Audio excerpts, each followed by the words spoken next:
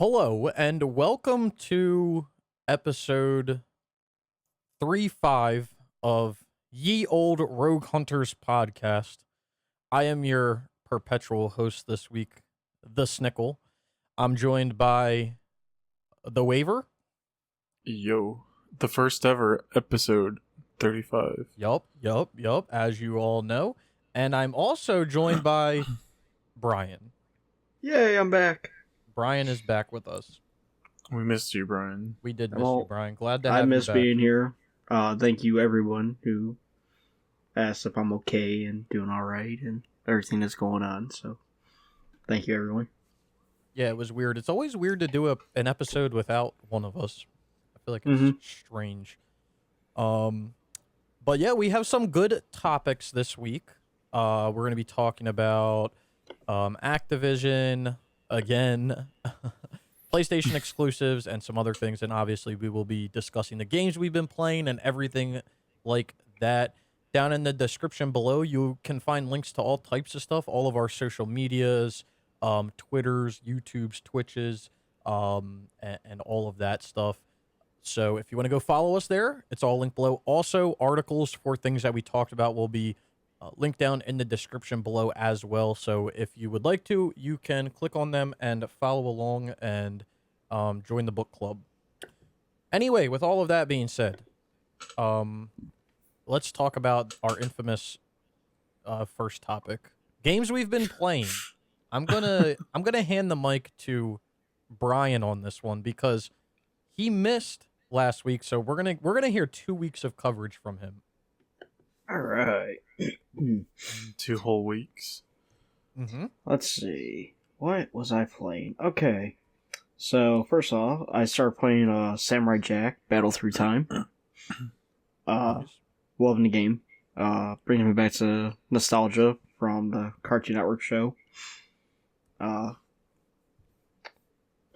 game isn't too bad, actually. Like, basically it's level by level and all that. I gotta beat the game a couple times, but I'm looking forward to keep going with that. What's the gameplay style on that? Is it like hack and slash? Yeah, hack and slash. Okay, cool. Is it hard, like, at all? Like, No, it's not that bad, actually. just like looking at like some gameplay from like a long time ago. Looks like a lot of fun. I want to give it a try. It's on sale right now, so that's why I picked it up. Oh shit, is it? Okay, hold on. Yeah. I may have to go do myself a pickup. Okay, nice. Next, I was playing a little more Vampire. I might just start a new game on this because I think I fucked up in my playthrough. Did you mess up like saving all the people or whatever? Yeah, pretty much. Yeah. Plus, I'm on a boss battle, and this boss keeps whooping my ass, and I'm not high enough level yet to beat him, so fuck that. Finally, I got the platinum in Knockout City. Hey. So it took me 2 months and 6 days, and I got the platinum. I think that daily trophy is glitched. Not gonna lie. But it's done. I'm happy. And it's done. Yeah, that's annoying. I mean, I think when we played Avengers, I feel like we thought the same. I feel like anytime you play a game that has like a daily trophy like that, or like we have to do daily events, it just, I don't know if it truly does take longer, or like it just feels that way, because like I remember logging on Avengers every day and like completing missions and shit, and I was like, bro, I gotta be done. Like I gotta be. Well, fun fact about Knockout City, actually one of the devs that worked on the game, he's on PSMP. And all that. He talks to people about the trophies and all that. He's technically a trophy hunter, he said. That's actually really, really cool. Yeah. Then I didn't know what to play after Knockout City. It's like one of those films like, alright, that's done, I don't know what to hit. So, I wrote all the games I have started and a couple extra that I want to play. And Borderlands 3 landed, so I got one of the DLC packs done in Borderlands 3. Nice. I just got 5 more to do. Nice. Are you still playing that with your friend? No, haven't. He hasn't gone on lately. So, if he wants to jump back on, I'll happily play with him. But until then, I'm gonna keep rolling with the DLC. And then once Snickle gets ready to do Borderlands 3 whenever that comes across on the PS5, I'll help him with that as well. Nice. Yeah, I have that same problem sometimes, Brian, where like I just can't like figure out what I want to play. Yeah, it's like nothing's catching my interest. And I'm like, man, I really don't know what to play. Yeah, it's almost like I don't know. It's weird. That's why I kind of like. Well, I know I always say it, but like server shutdowns are like a blessing in disguise because it kind of like makes you have to play something Mm-hmm. before it goes down. But like I don't know. I always like to kind of almost think about the next game I'm playing before I actually like play it because then it just helps you because you definitely I feel like there's definitely that lull of like you've like invested so much time into something and effort and then it's like over and you're like, "Oh, it's over. What do I do now?" Like it's strange. So what I did though, I did start a new game, and put it on my list. But I put something on my list that one, I haven't played anything on my list like this yet. I put a racing game on, Hey, nice. and I put Dirt 5. I started Dirt 5 actually. Are you liking it? I'm loving it actually. I got the first DLC pack done. I finished that like at 1 o'clock this morning. Nice. Yeah, like I'm glad they fixed. I know they fixed like the one trophy tracking for like 1,000 miles and all that, so that's already been fixed. Yeah, I figure I'll do the DLC, then I'll hop on the base game. But I've been unlocking some of the base game trophies. Like I did 10 clean laps already. I've earned $1 million already. What else have I done? It's a shorter list, isn't it? Yeah, it's for base games only 21 trophies. Wow, that's like really short. And then there's 3 DLC packs with 5 trophies each. Nice.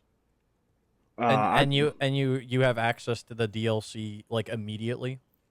Yeah.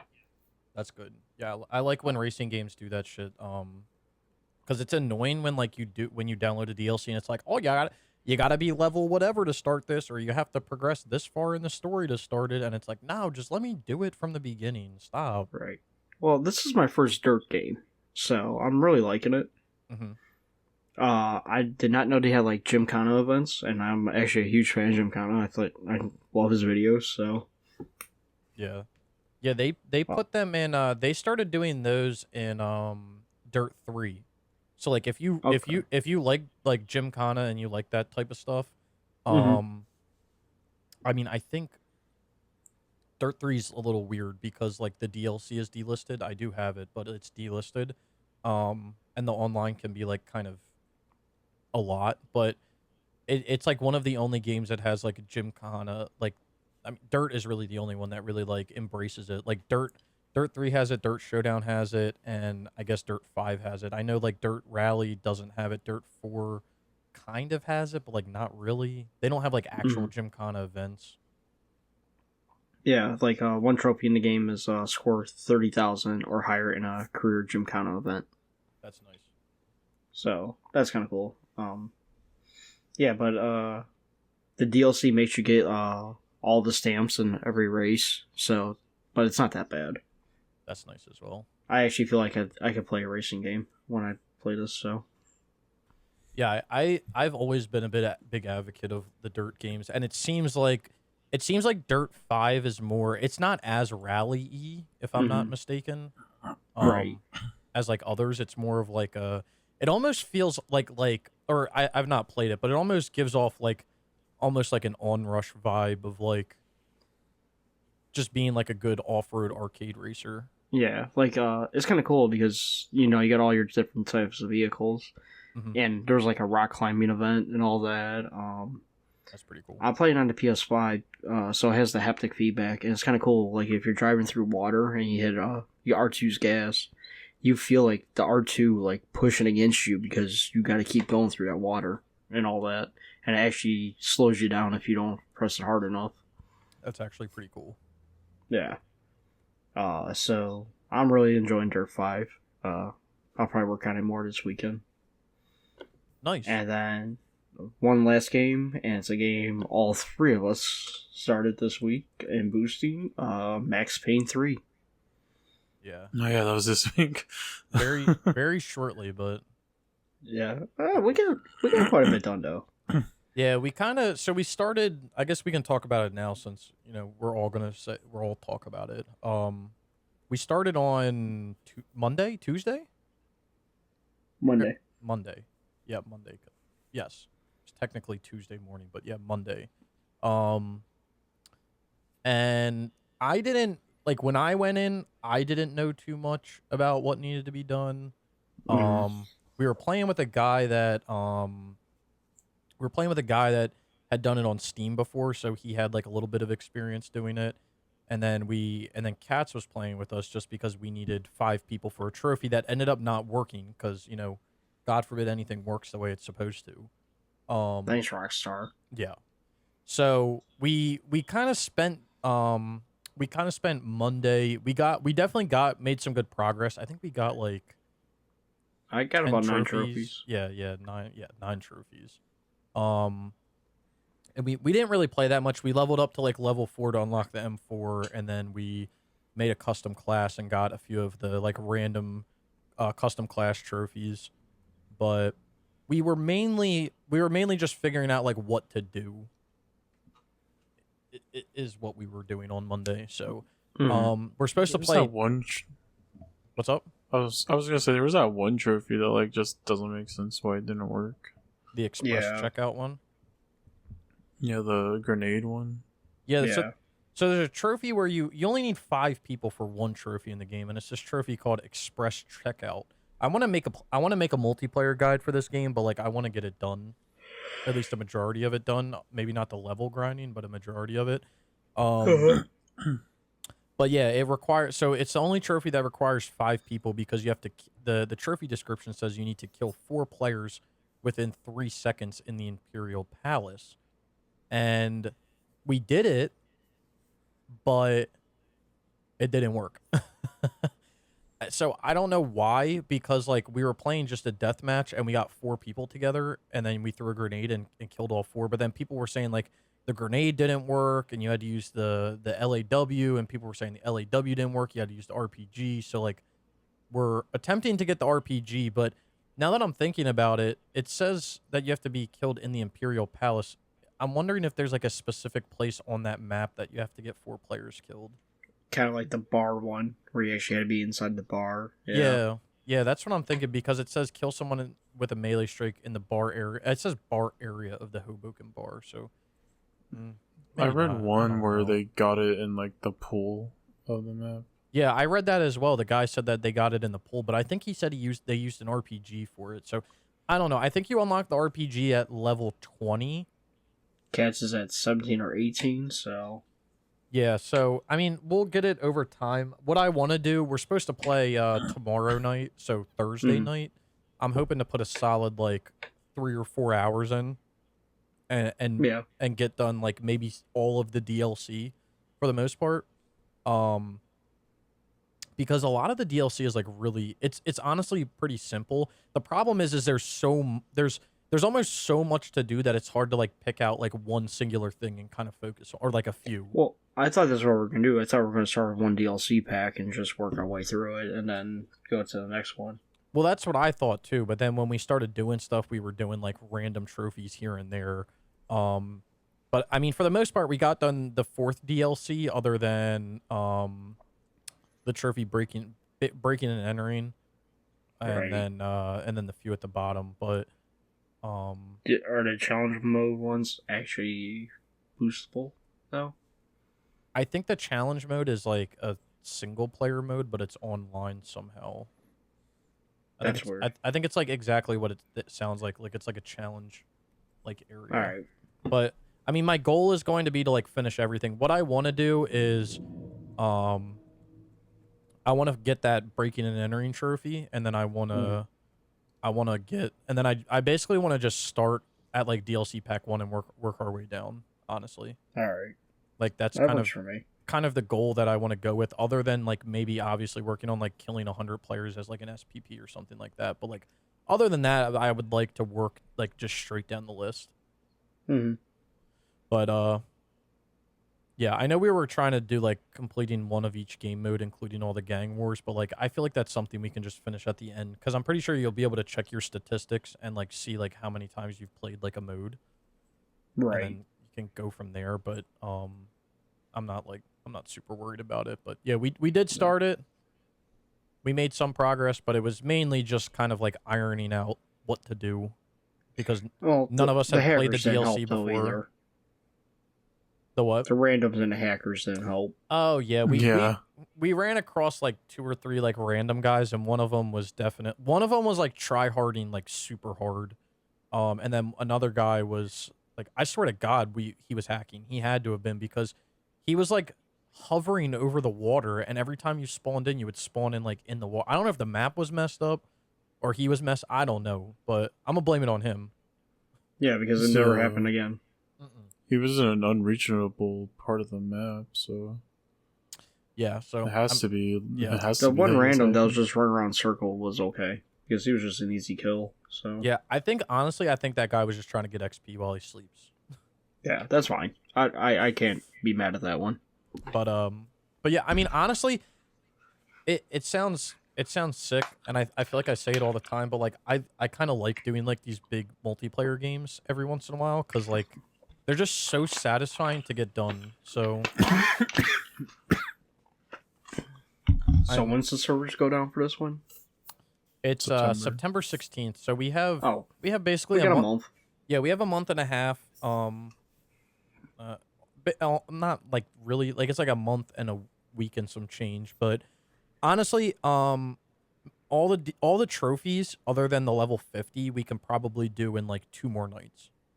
Right. And I think like honestly, I think the next time like or tomorrow night like I might try to host it and just, we'll just run down the list and just knock shit out. Try to just knock shit out fast. Okay. But yeah, I'm thinking like two more solid nights, like maybe like tomorrow night and then like Sunday or Monday next week, and we should be done the multiplayer, and then from that point it's just getting levels, just leveling up. Which I saw a thing that could possibly help with the leveling up, but I don't know. All right. So, all right, Okay. is that all you've been playing, Brian? Yes, it is. Nice. How about you, Waver? What have you been up to?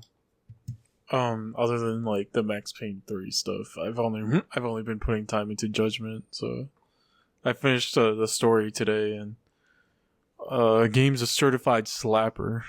Nice. It's on sale on the PS5 right now too. Yeah, it's so fucking good. So I have Ending alone. I know that like it's basically in the Yakuza like world. Mm-hmm.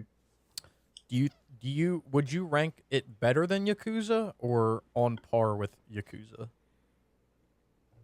I would rank it better than some of the Yakuzas, but I wouldn't say it's better than all of them, if that makes sense.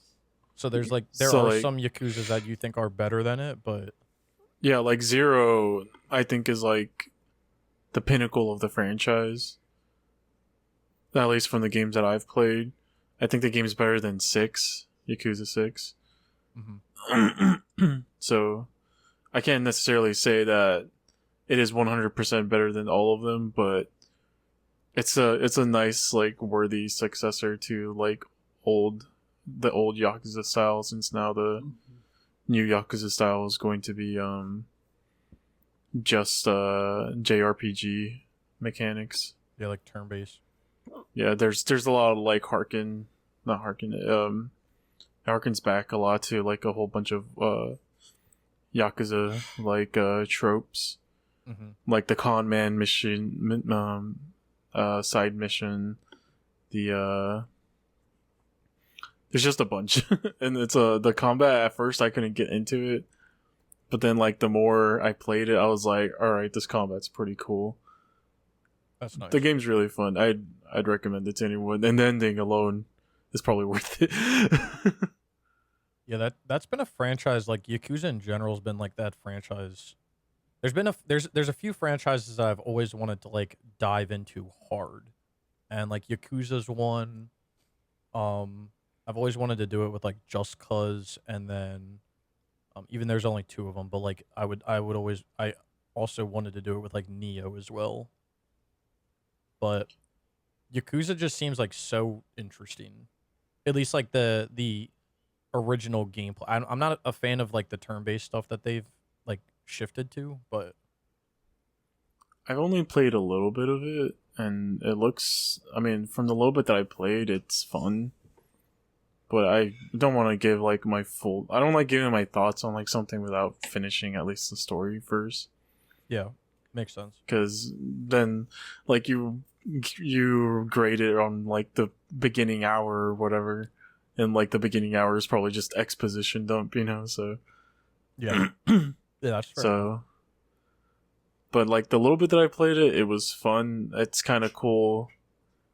Like with 7 at least, it's kind of cool to see like JRPG tropes modernized like through modern lens or whatever.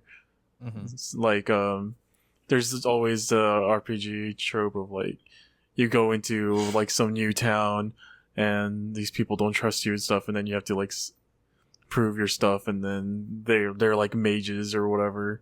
They just found you in the dumpster or whatever, and like in Yakuza 7 that happens, and you wind up back in you wake up in like Yokohama, I think it was, and the mages are like homeless people, and then like their spells is like them drinking beer and then like shooting out fire with it and stuff. It's cool to see like those tropes like modernized in a way. Yeah. But I haven't finished that game, so I don't want to like be like it's good or bad. The little bit that I played of it, I enjoyed. But I know the what's it called? The turn-based stuff isn't everyone's cup of tea.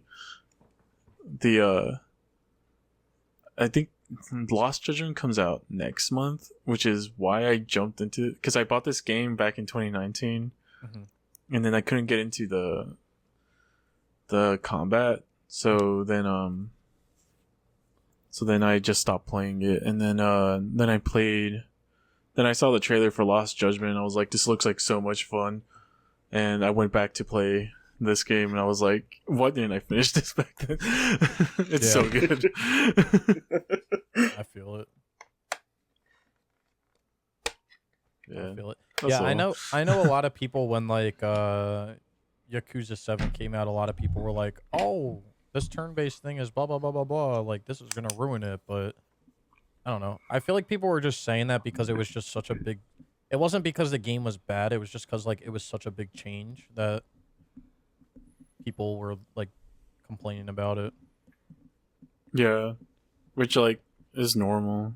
Yeah, I mean But, it's like understandable, and like there's definitely like justification to like be upset, cuz like I mean I'm sure we've all there's a franchise where I won't say the name cuz it's a big no-no word on this podcast. Is it though? We talk about it every day. every podcast we mention. I'm trying to make it not a thing, but let's just say a few years already ago. a thing. Let's just say a few years ago they made a pretty big change, and I don't know if I would say it turned out for the better or for the worst. I would say at the beginning it turned out for the better. People were definitely complaining about it, but I would say it turned out for the better, and now it's kind of turning out for the worst now. But yeah, I mean, I think at the end of the day, you're never going to be able to please everybody. And I think that's just what it comes down to. Like, I'm just curious with 7 if they can recreate those moments like in other Yakuza games where you're like at the top of a building or whatever, the enemy's giving like his final monologue while you get ready for the fight and stuff like that. I just wonder if like the JRPG like aesthetic can make it like better or whatever. Because when it's an action game, it's like it's just you and the mechanics and that boss, and you just gotta do everything that you learn throughout the game to just beat the fuck out of him. Yeah, essentially. And like then there's always like that run up to the boss where they're like the kick-ass soundtrack is playing and what's it called? You're having to fight off a bunch of dudes and stuff. Yeah. I just wonder if the JRPG style can like really capture that essence or whatever, because I feel like that's only possible like with a action type game. So yeah, I think that's one of like my biggest, like that's one of the biggest things that I see between like the game difference is like when you go from a game where it's so where you have to make like split second decisions in from like a combat standpoint, to a game where you have turn based where like you kind of can strategize how you're gonna make your moves and kind of guess what's gonna happen. It's just like such a big difference because you're not really making a split second decision. You're kind of having to like think things through. Where like I don't know. I mean, I haven't really played like a true turn base in a while, like a long time, but to me like I don't find them like as invigorating to play because you have so much time to think about what you're gonna do. I think I feel like there are times like that with the JRPGs that can be like invigorating. Just like a like Persona, I guess. And it's like it can be fun when you're like at the final ropes or whatever. Yeah. And then you like fucked up or whatever. So now you need to figure out like, hey, which character don't I need to use right now and stuff like that. And then just like kind of breaking the game too. Like when I played Persona 5 Royal and I made that stupid strong Persona that like one shot the final boss. Yeah. I think that's like the fun in like those games. It's more like kind of just breaking the stats in the games in your favor, I feel. Yeah, I totally feel that. But it's like more of like a numbers breakdown compared to like a reflex breakdown or whatever. Yeah, reflex or like adrenaline, like in the moment adrenaline breakdown kind of. Which I mean they're both fun because I definitely the turn based and like JRPGs that I had played like a while back, they definitely like when you get down to that when you're in that fight and you're in like the final part or the final section and you like you said you mess something up, it's like, oh yeah, I know what I did wrong for the next time, or yeah, it kind of hits you after the fact where like if you're getting your ass beat in like a game where it's like a button mash or whatever, like a hack and slash, like you just get pissed off because you're like, oh my, I couldn't press the damn X button fast enough. Like, what the hell am I supposed to do? The only thing that I say sucks about like JRPGs a lot is the XP grinding. Yeah. Yep. Because very obviously just going through this main story is not going to get you enough XP, and then sometimes like the XP, the level is just ridiculously high that you need to be at. So then you'll need to like grind like 20 levels before you can continue the story or whatever. Yeah, I totally feel that. Or you can almost like over. Well, you kind of have the flip side too, where you can almost like over grind to make the game easier. It depends on like how much you want to like grind out if you want to. Which I guess, I mean, it's kind of, I shouldn't say it's any game, but like I feel like a majority of games can be like that. There's definitely games that try to structure themselves to not be that way. Games like Sekiro and stuff, where like you physically can't progress any farther or unlock skills because you need like certain things that you get when you progress through the story. But yeah, The grinding I can definitely see being like a headache at times. I think at the end of the day, I prefer the action game style more, just because I've always enjoyed those games, and Mm-hmm. I like cranking them up to like the hardest difficulty. Yeah. And then just it becoming what's it called, like a test of skill. Like, can you hit this perfect parry at the perfect time or whatever, Yeah. as opposed to did I use this skill at the right time or not. Yeah. You could perfect parry when you're drunk, ways. We all know it.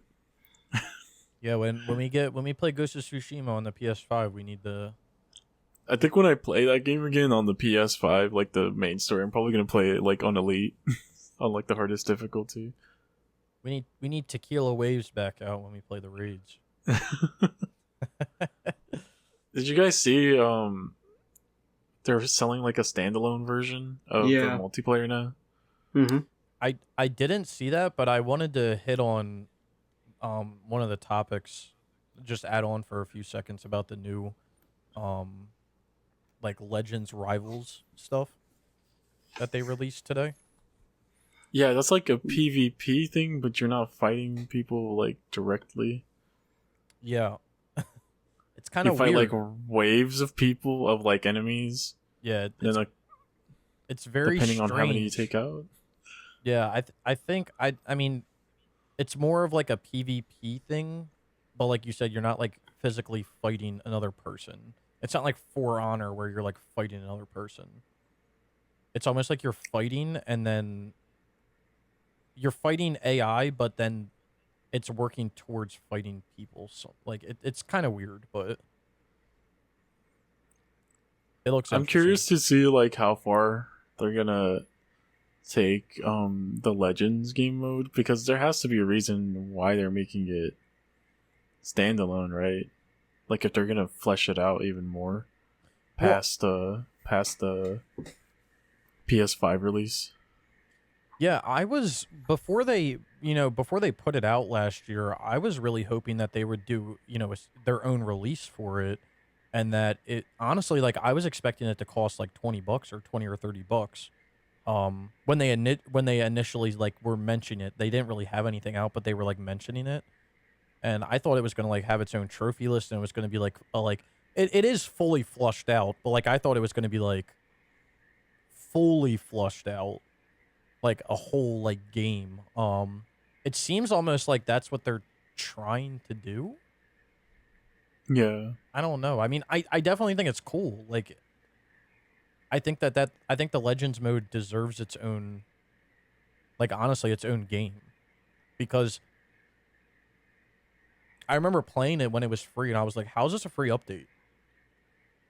Like, was it remedial? Sure. Was it? Were you really doing anything? No, not really. But like, I feel like they could add a significant amount of content to that. Like, they almost gave us like bare minimum, which is fine, but I feel like they could add a significant amount of content to it to make it its own game. Which I'm guessing they're probably gonna have like a skeleton crew or whatever just work on it while they work on like Ghost 2, Yeah. Ghost of Tsushima 2. And they're probably gonna like flesh it out, because it just seems weird to me that they would sell it as a standalone. I guess like they did that with the Left Behind DLC, like for The Last of Us 1. Yeah, I mean, But Yeah. I just feel like it's so different compared to that, just because of the online aspect of it, and they're adding like a bunch of new stuff. And I'm just curious if they'll probably like add more raids, or just like flesh it out and make it more like a Destiny like type of game. well, I mean, I didn't expect them to do that with this, but when they put it out, like, that's the vibe I got. And then I was kind of like, it was kind of nice. I was like, I kind of hope that they like go farther with it. Like when they when they were talking about Legends, I was just thinking it was going to be like co-op missions basically. But yeah, like the whole like building your whole character and everything, and like having the different classes and all that, like that was kind of cool. Yeah, it was really cool. See, I'm excited because the PS5 version will be out when I'm on vacation from work. And I gotta go to schooling for a couple days.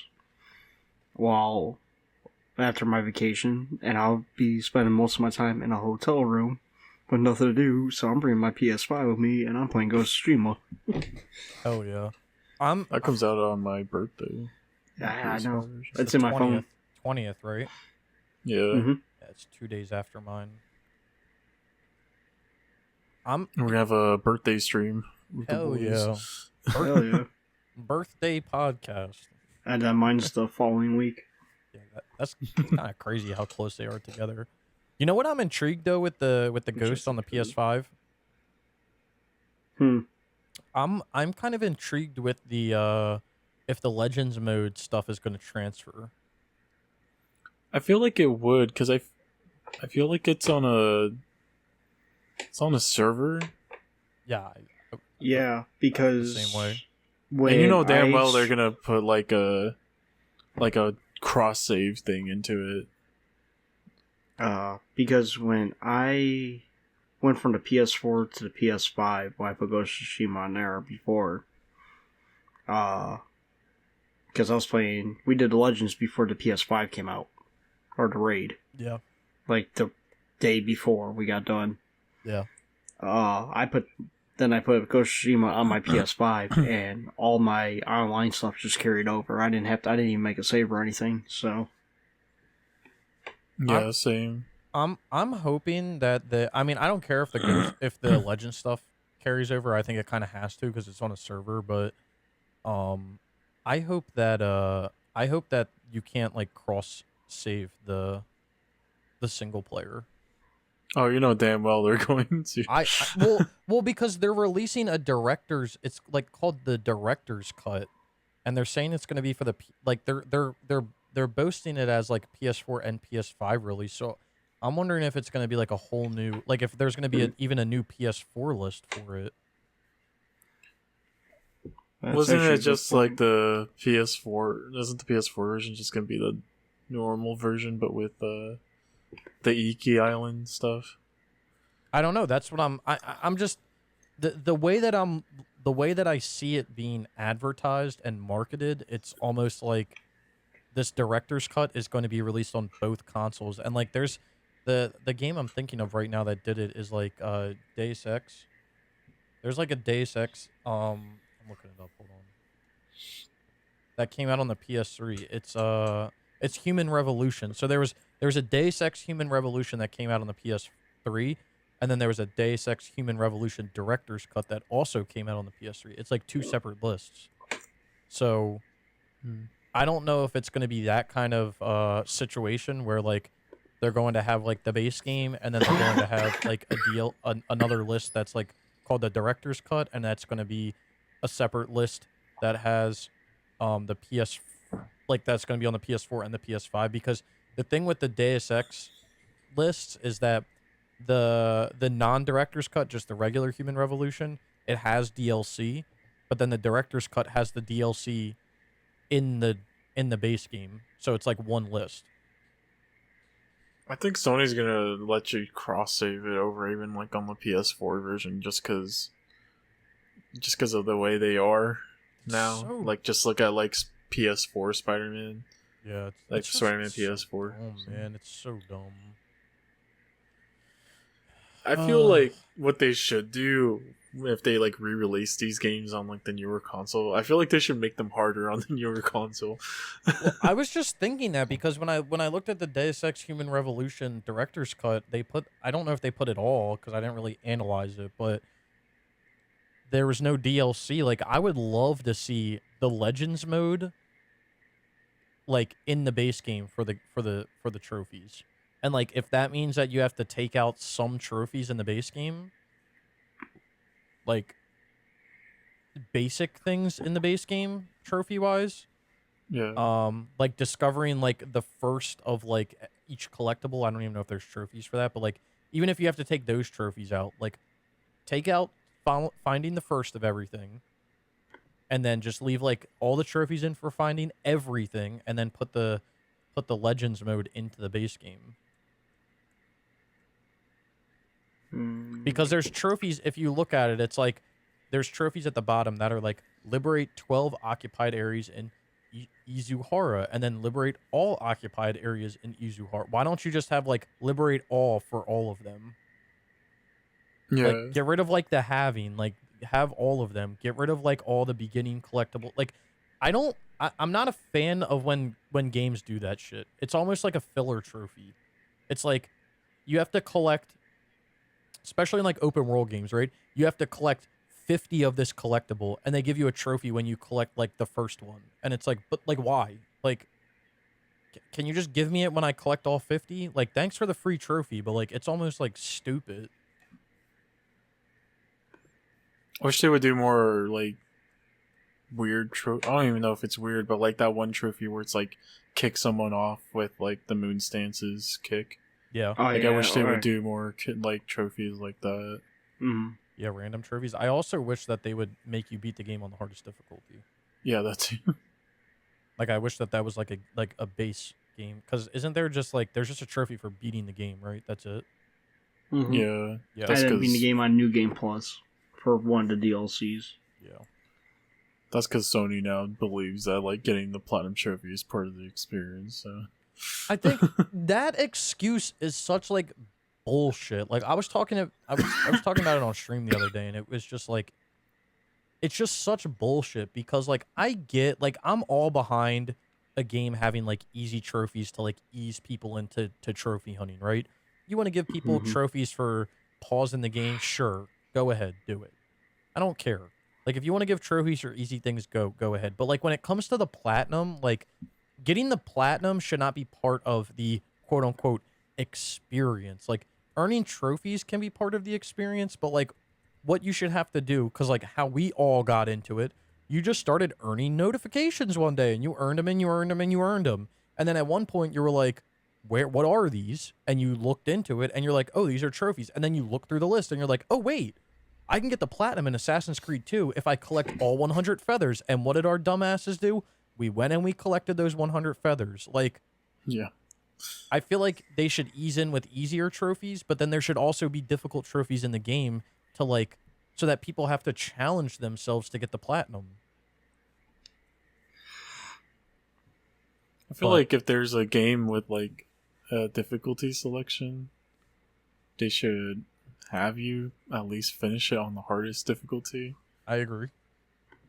And like not even like a difficulty that you unlock after beating the game, like just the base hardest difficulty. Yeah. and then like that will make it harder or whatever.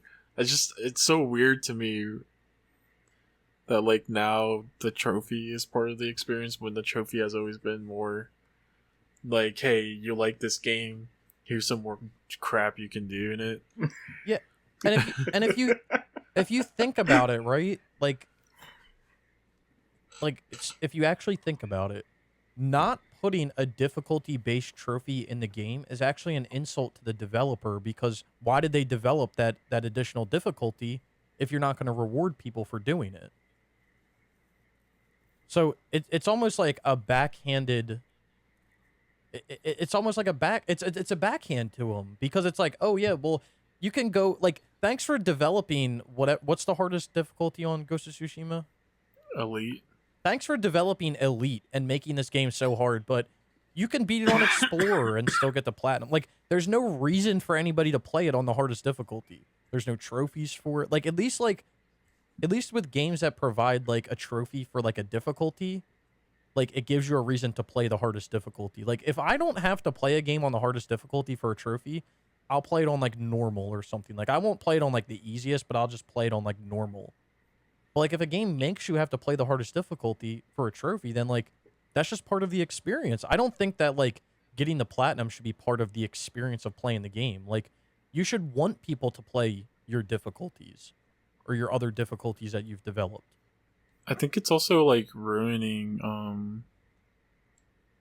like hard difficulties in games, because like it used to be like if it was like a hard difficulty, it was like tailor made with that in mind, right? They wouldn't just like bump up numbers, they would put like specific enemies and stuff like that. Yeah. To more suit that that hard play style. But like now it's just like they just bump up the numbers and then like still the same amount. So it's just, instead of it being like actually challenging, it's just ridiculously hard, just because you put the numbers up to like 1,000 rather than actually handcrafting like a hard experience. Yeah, and I think that discussion came up a few years ago in just the gaming community as a whole, where people were saying that games games nowadays aren't actually difficult. They're just like artificially difficult because they do things like bump up enemies' health or lower the amount of damage you do, or just if when you play through the game on easy you fight 10 enemies, now you play through the game on extreme you're fighting 50 enemies. Like they just bump up the amount of enemies. They don't change like the enemy type.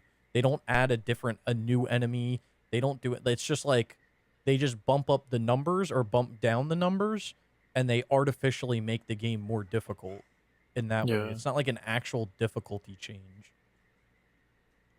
The one that I always remember is like God of War 2018 is like, first of all, the shitty ass camera like didn't make it easier, but like enemies could just like one shot you on like the hardest difficulty, which I think was like Give Me God of War, I think is what it was called. Mm-hmm. And enemies would just one shot you with one hit, and it was like, this isn't even fun, because rather than like handcrafting it and like making me use all my skills and stuff, it's more like, oh, this is like a cheap shot and now I'm dead because I can't see what's behind me, and the indicator at the bottom didn't tell me where it was, so yeah, I think feel like that's definitely like the worst. Like not that game in general, but like that example is like the worst. Mm-hmm. The worst case. Because I'm just trying to think about games and like any game that doesn't do that, and I feel like that's what a lot of games, like that's what they do. And I almost feel like one shot kills should never be a difficulty in a game, no matter like what game you're playing, because there is always, like you said, Waves, there's always those cheap shots, there's always some sort of malfunction. And like, imagine you progress so far in a game and then like a freaking AI his hit phases through the wall and hits you, or like something what's happens. that game with the Kumu game mode? Evil Within. Yeah. Or that one being annoying. Yeah, I think that's such like and I think that was an example that people were saying where like it's not even like Akumu is a good difficulty, it's like a cheap difficulty because it's just a one-shot kill. Something can fart on you and you die, and it's like, well, that's not really like fair. I think like permadeath is like a difficulty that's like is also kind of like a cheap difficulty, but it's not as bad as like a one-hit kill. Because like at least with permadeath, like you can be like aggressive if you want to, but like if you're like struggling on health or something, you can then take a new strategy of like, okay, maybe I shouldn't go in guns blazing. Maybe I should like take a step back and try to strategize how I'm going to, take this room out or whatever. Where like if you're playing like you're gonna die in one hit all the time, your strategy is like you're gonna play as passive as possible all the time. You're never gonna be playing like balls to the wall. The last game I can remember of it having like a good like difficulty change is Devil May Cry 5, because they know what they're doing, and they know like most people who are not like the hardcore fans are not gonna play it on like the higher difficulties. Yeah. So they handcraft every single difficulty to have like, okay, so this is how it was in the normal difficulty. Now instead, let's put this enemy here, and that'll make like that'll make the player try a different move or a different weapon or whatever. Yeah.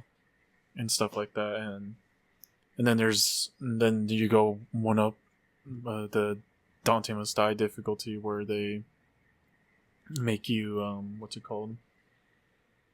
They make you fight if you don't kill enemies fast, they go into like their devil trigger state, which means you can't like you can't easily stagger them and stuff. So there's actual difference and change and stuff like that. But at the end of the day, it's like it's not like necessarily the same. I don't know what I'm trying to say, but you get what I mean.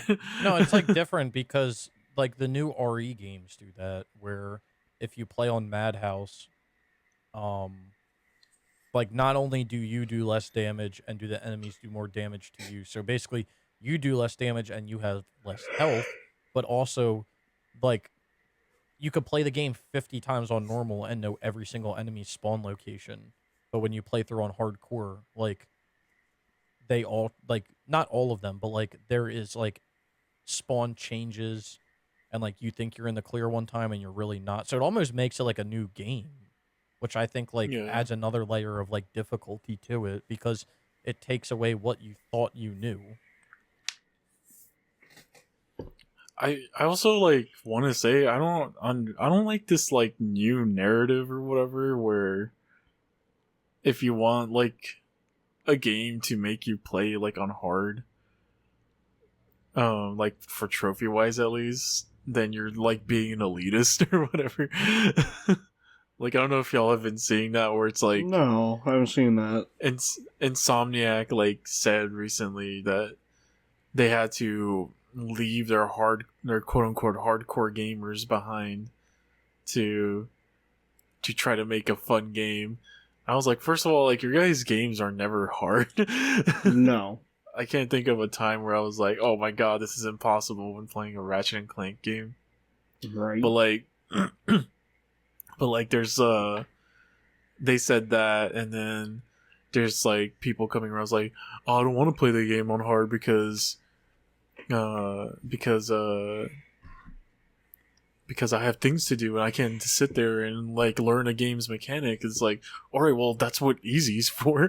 And Right. like if the game is like Dark Souls where the hard difficulty is kind of needed for story purpose or whatever, then like I'm sorry, you just can't beat the game.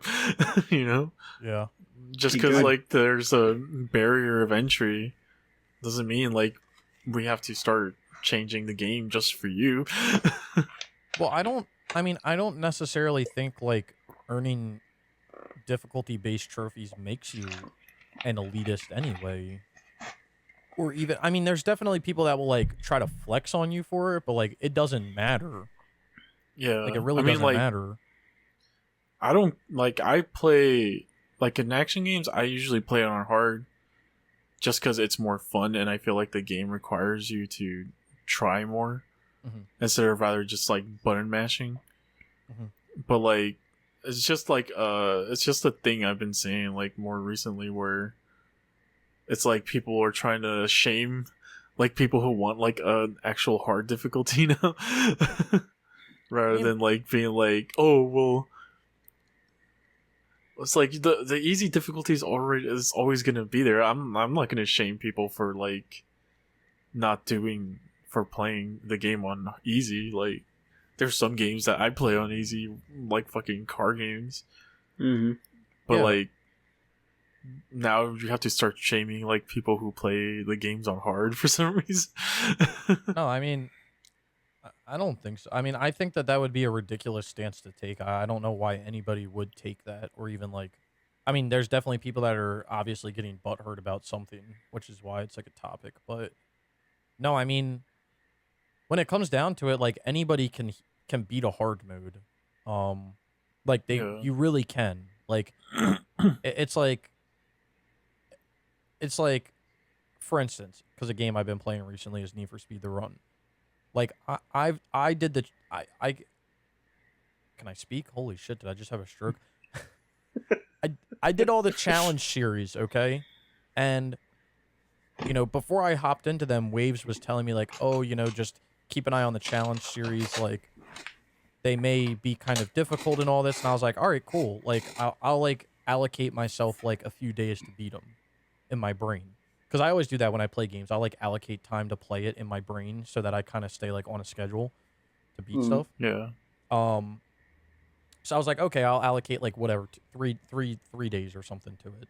But as I was playing through, like I was just cruising through them, and that's because like I'm not trying to toot my own horn, but like I find myself to be pretty good at racing games. So as I'm going through, I'm like, well, like these aren't that bad. But like there's games that like Waves plays where like he would probably beat it in his first try, but I would struggle through it multiple times. And it just comes down to like being good at that style of game, or and what's tied to that is and or putting the time into the game to learn it. Like Yeah. and at the end of the day, anybody can beat it. It just comes down to how skilled you are at that game itself. Like the run, like I beat all the challenge series. It took me, if you don't count the last one, because that was fucking bullshit. It took me 3 days to do all of them. Technically 2 days to do all of them. I guess 3. And I don't think Waves is done yet. But like, there's clearly things that like DMC5. Like I don't think I could plat DMC5 or get through it as fast as Waves did, just because like that's Waves' game. Waves is better at it than me. Like, so he's clearly gonna beat it faster than me. So I think that's just another thing that it comes to. Like, it's like Ghost of Tsushima, right? If they put something out to play on the hardest difficulty, anybody can beat it. Just like it may take Waves 20 hours to beat it, and it may take me 60 hours because I'm struggling at parts.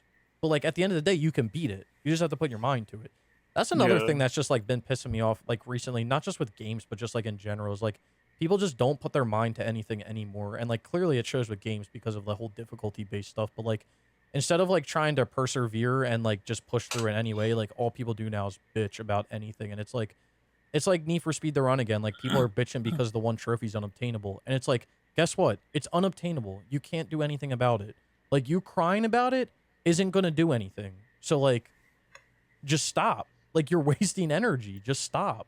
Yeah. But there are things where people complain about them and they get fixed, and I mean, or they get changed, and it's just like if people would just stop complaining and just persevere, or just like forget about it, we would all be in like just such a better place.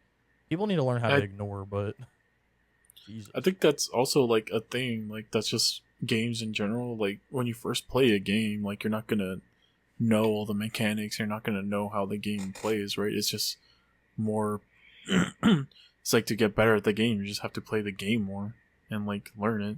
Yeah, you're never gonna pick a game up and within the first like 30 minutes be mastering it. Maybe within like the 30 hours you may never be mastering it. Like there may be things that you can still learn. I mean, and even if you're like good at that style of game, when you pick that specific game up, like you may not be good at it. Like racing games, like I've been going through the Need for Speed games, and like there's a drastic difference between playing like Shift to the Run to Shift 2, and like you're never going to pick it up. Like, I can't pick it up and master it in 30 minutes. Like, that's not going to happen. But just playing the game and learning the mechanics and stuff over time, it's almost like people just want to be rewarded for doing nothing. That's it right there. I think that's just the long of the short, or the short of the long, is people just want to be rewarded for doing nothing, and they want to get something for doing nothing. And, like, I get, like, some people just don't have time for it, because, like, they'd rather just, like, turn on a game and just be instantly rewarded because, like, they just worked the entire shift at their job or whatever. Yeah.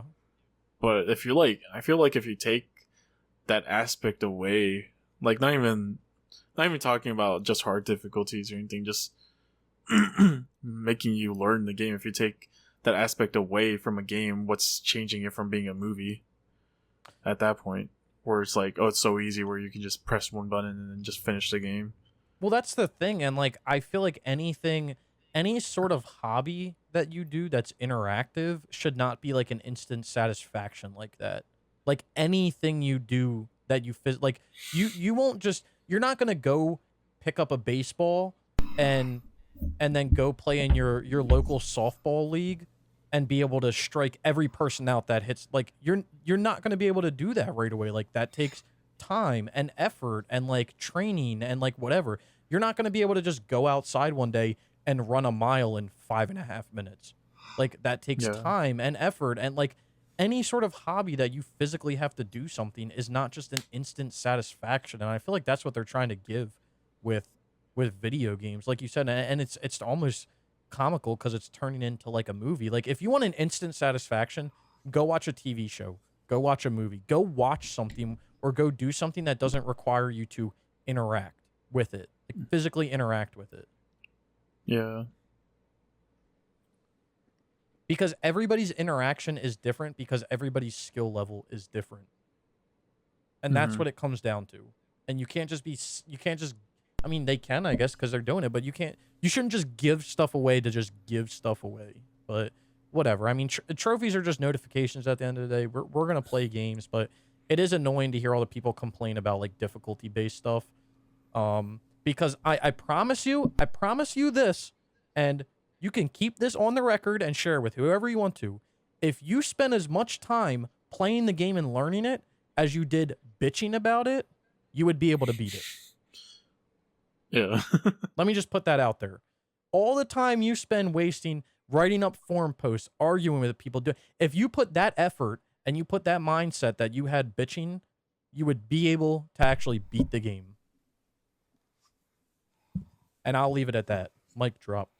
Moving on. So yeah, that's what I've been playing. Nice. That's what you've been playing, Waves? Cool. Sweet. What have you been playing, Snickle? I haven't been playing too much. So we started Max Payne 3 like we were talking about earlier. And then I was able to finish up the run, which I don't know if I talked about this in last week's podcast because I can't remember. But basically, like, I plat Need for Speed Shift, right? And I went into the run, and I was playing through the run one night, and I'm like, yo, this is like, I'm cruising through this. Like, I'm having a blast cruising through this. I'm going to be done this in like 2 days. Yeah, I was wrong. The leveling. Yeah. Fucked you up for it. Yeah, it wasn't even the challenge series. It was the fact of you have to get to level 30, and by the time I finished the campaign and all of the challenge series, I was only level 24. I didn't even get to 25. So I had to grind out a challenge series from level 25 to 30, which took me like 2 days to do. Which I wasn't like playing all the time. It was just kind of like boring. But yeah, so I grinded out from 24 to 30. I got that done. And then when you get to level 30, you get like a cheat code car. It's called the Lamborghini. I think it's the Sesto Elemento or something like that. Yeah. And it's basically like this cheat code car, and you can like wipe the board on any challenge series with it. So like if you're going to do the challenge series, Waves, I would advise to grind out level 30 first, because I'm telling you that car makes it like a piece of cake. I had like a similar thought, not with level 30, but I noticed that like sometimes you, just by beating the challenge series, not necessarily like with golds, you'll unlock like a different car. Yeah. At the end.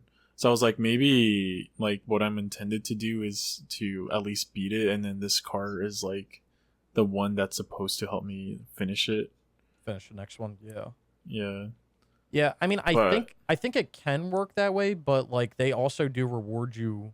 I don't know if it's like you get a new car at each level, but level 30 gives you a car that's just like it'll beat every single challenge series with like ease. I think it's like a tier, like it's the highest tier, so you can only use it in like the last few challenge series. But the only reason I thought about it was because I was looking at the trophy rarity for the East Coast Gold, which is the last challenge series. And then I was looking at the trophy rarity for level 30, and I was thinking to myself, like, the trophy rarity for the East Coast Gold was less rare than, or was more rare than the level 30. So the East Coast Gold is a 4.2, and the level 30 is a 5.1. So I was thinking to myself, I'm like, so people are beating the whole challenge series, like they're beating every single challenge series except the last one, but then they're getting level 30, like technically from the rarity, like that's what's happening. And I was like, that doesn't make sense, because like if people are beating all the challenge series, like they should be able to beat the last one and then get level 30 after, especially since the level 30 grind is stupid. And then I realized after the fact that like when you get to level 30, you get this car that just like is ridiculous. And one of the challenge series in the East Coast one is like, it's a pain in the ass unless you have that car. Like you have to be like legitimately perfect unless you have that car. All of the fucking challenges for me are a pain in the ass. And they probably would be for me as well. So. I sit at one mission 30 minutes or to an hour, just trying to get at least a silver sometimes.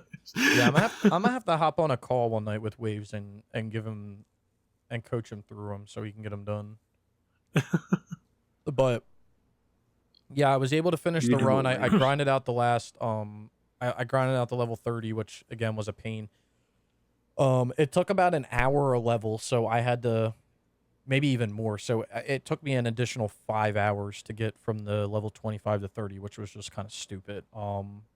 But I finished that up tonight, so I got the platinum and the 100%, and then I started playing through Shift 2, and I'm starting with the DLC just so I can get the DLC done. There's only 2 DLC packs, that being Legends and Speed Hunters. So I'm going to get through each one of those, and then after that, I'm going to start playing through the single player. I don't anticipate Shift 2 taking me more than 2 weeks at max. But yeah, I know that it's just going to be a lot of playing the career because you have to complete 250 event objectives, which you get, I believe there's 2 objectives per race. So that's going to take 125 races to get through. You have to win 75 career events on hard difficulty, which you can cheese a bit. So that'll be a little bit of I don't want to say a pain. And then the big thing, obviously, if people know, King of the Hill, which Waves and I already did, but the other big thing being the mastering every location at day or dusk, and then mastering every location at night, being a little bit of a pain. But I don't anticipate that being too bad as well. It's actually funny. Earning $10 million total in your career is more rare than the mastering the locations. So I feel like mastering the locations is going to be easy for you. I mean, I kind of mastered you did the it courses. you did it in Shift 1 pretty easily, no? Yeah, I basically mastered every course in Shift 1 other than the Nürburgring, which if I had to master it, I could have, but I didn't need to for any of the badges. So I don't think it's going to be too bad. And essentially what ends up happening is you play through the campaign and you're going to play on all these tracks as you're playing through the campaign. So naturally you should kind of do this as you're playing through, but there may be a few that you have to go back and clean up. And if that's the case, then you just go back and do a quick race time attack or something, and you just keep doing the track until you master it. I don't think they're as bad as people really make them out to be. You just have to get familiar with the tracks, obviously, and then the physics of the game, and then you should be using a car that's that you feel comfortable with as well. Yeah. So I mean, I don't think it'll be too bad, but I want to coach. I'm gonna coach my friend Waves through getting the run done, and I think you should do shift if you can as well. We'll see how that goes. I kind of want to finish up Judgment first. I know I should probably prioritize Need for Speed, but I'm just having more fun with this. So, well, when I played through Shift, I made a mistake. So whenever you get to playing it, I'll tell you the better way of playing through.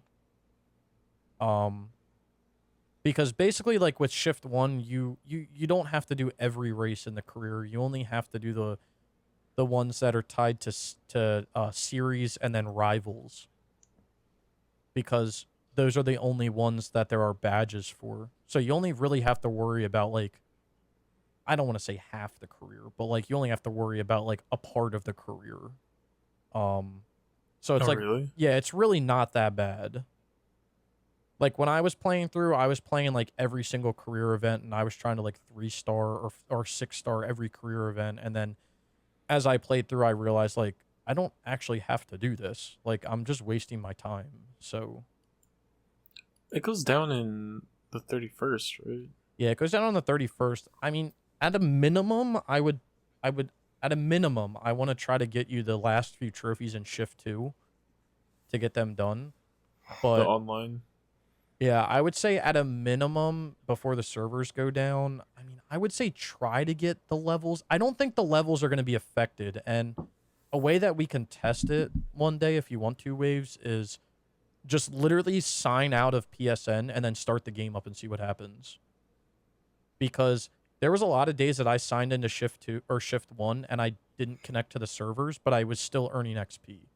So, and like leveling up. So I don't think anything like there's not anything there tied to the auto log. I would be worried about anything tied to the auto log, which if you go to Shift 2, I think that there's definitely those few trophies that we still have to get you, which are tied to like Yeah. That's where like is it? you send me a challenge or whatever. Yeah, like sharing a photo, beating a challenge, and then like completing those few races. I think that those ones could be affected, but I don't think anything like honestly, I don't even think the XP will be affected. But it looks like you're already level 10 in Shift 2, so like getting to level 20 is not too hard. That's the only other level you have. There's only 20 levels in Shift 2. There's 50 in Shift 1. There's only 20 in Shift 2, so Yeah, we'll see. I'll probably get the levels done like next week instead, because my brain just can't. I just can't do a racing game right now. it's definitely it can be a lot. It truly can, especially Shift. I mean, there's a reason I put these games down years ago because they just are. I'm not gonna say they're not fun to play, but they can definitely give you a brain blast sometimes when you're playing them. So it's they're just not like fun to play. Gotcha. No, they it's just like right now for me personally, I have like a month left of just me doing my thing before I start working. Yep. And so like I just kind of want to enjoy what I want to play right now, rather than like force myself to do something that I'm not sure that I want to do right now, you know? No, So I totally get it. yeah. I totally get it. But yeah, so I've been playing basically Need for Speed is what I've been playing, and then upcoming I'm gonna be whenever we get done Max Payne 3 and I finish Shift 2, I'm gonna be focusing exclusively on Max Payne 3, which I'm actually kind of excited to play. Yeah, I want to platinum that one after Judgment, because I forgot how fun the Max Payne games are. Yeah, when we were playing through the multiplayer the other day, I was like, this is like just the multiplayer was fun. I was like, I can't even imagine like what this is going to be like playing through. And I know that you have to do like New York Minute and everything, and that's definitely going to be or New York Minute Hardcore, which I know is going to be like that's going to be the make it or break it. But Well, yeah, but a lot of people from like reading the guides and all that said that's not even that bad once you get used to it. So yeah. So I'm not worried about it. I'm really excited to play it because it's going to be the first game in a while. It's going to be the first like linear game that I've played in a while. I just keep telling myself PS3 era Rockstar games were the shit. So I'm so excited. That No, is it's all true. about the PS2 era Rockstar. PS2. That was the shit too, though. PS2 That was the was- better shit. PS2 is the best. PS3 was, pretty good. PS4 is trash. PS5 is nothing. What, you don't like the two games they've released? Hell no. During the PS4. Oh no, and that actually reminds me that when I get done Max Payne 3, I'm going to be playing Grand Theft Auto 5 exclusively, so that's going to be fun on the PS3 nonetheless. So, man. That's going to be a fun time. Yeah, well, I'm gonna have to talk after Max Payne snickle into playing some of these games we were talking about, at least one of them at a time.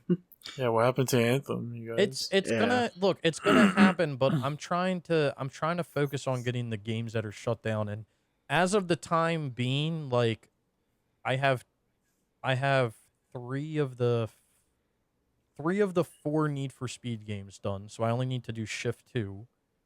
And then after that it's just Max Payne 3 and GTA 5, and like those really I don't anticipate them taking like too long, really. So we're going to get to Anthem, we're going to get to Outriders at some point. We're going to get to all these games as a service games. Godfall. I want to try that new game that they gave us for PS Plus this week. It's a battle royale, but it looks kind of cool. The What is Hunters it? Arena Legends. Hunters Arena Legends. I haven't looked into it, so Wait, I'm looking. It's one of the new games for. Oh the yeah, month. yeah. I see it. Wait, I'm watching it real quick. what's it called? Hunters Arena. Hunters Legends. Arena Legends. Is that Altair? Probably. What the hell? That guy got a dodgeball? They got Shaq Fu in this game? See, that game just looks crazy, Bro, what is going Like, I on with wanna- this game? right? I just want to give it a try. What is happening with this game? Wait, this actually looks kind of dope, though. right?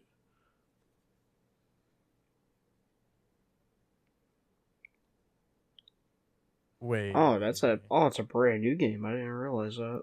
Yeah, they gave it for free this month on Plus. This game looks like low-key kind of dope. God damn it. Alright, yeah. That looks kind of fun, actually. So I'm down to play that together. All right. Did it come out is it out today? I'm gonna have to I download it. guess. I'm looking up trophies. Hold on. I No got it platinum today keyword. from Plus, so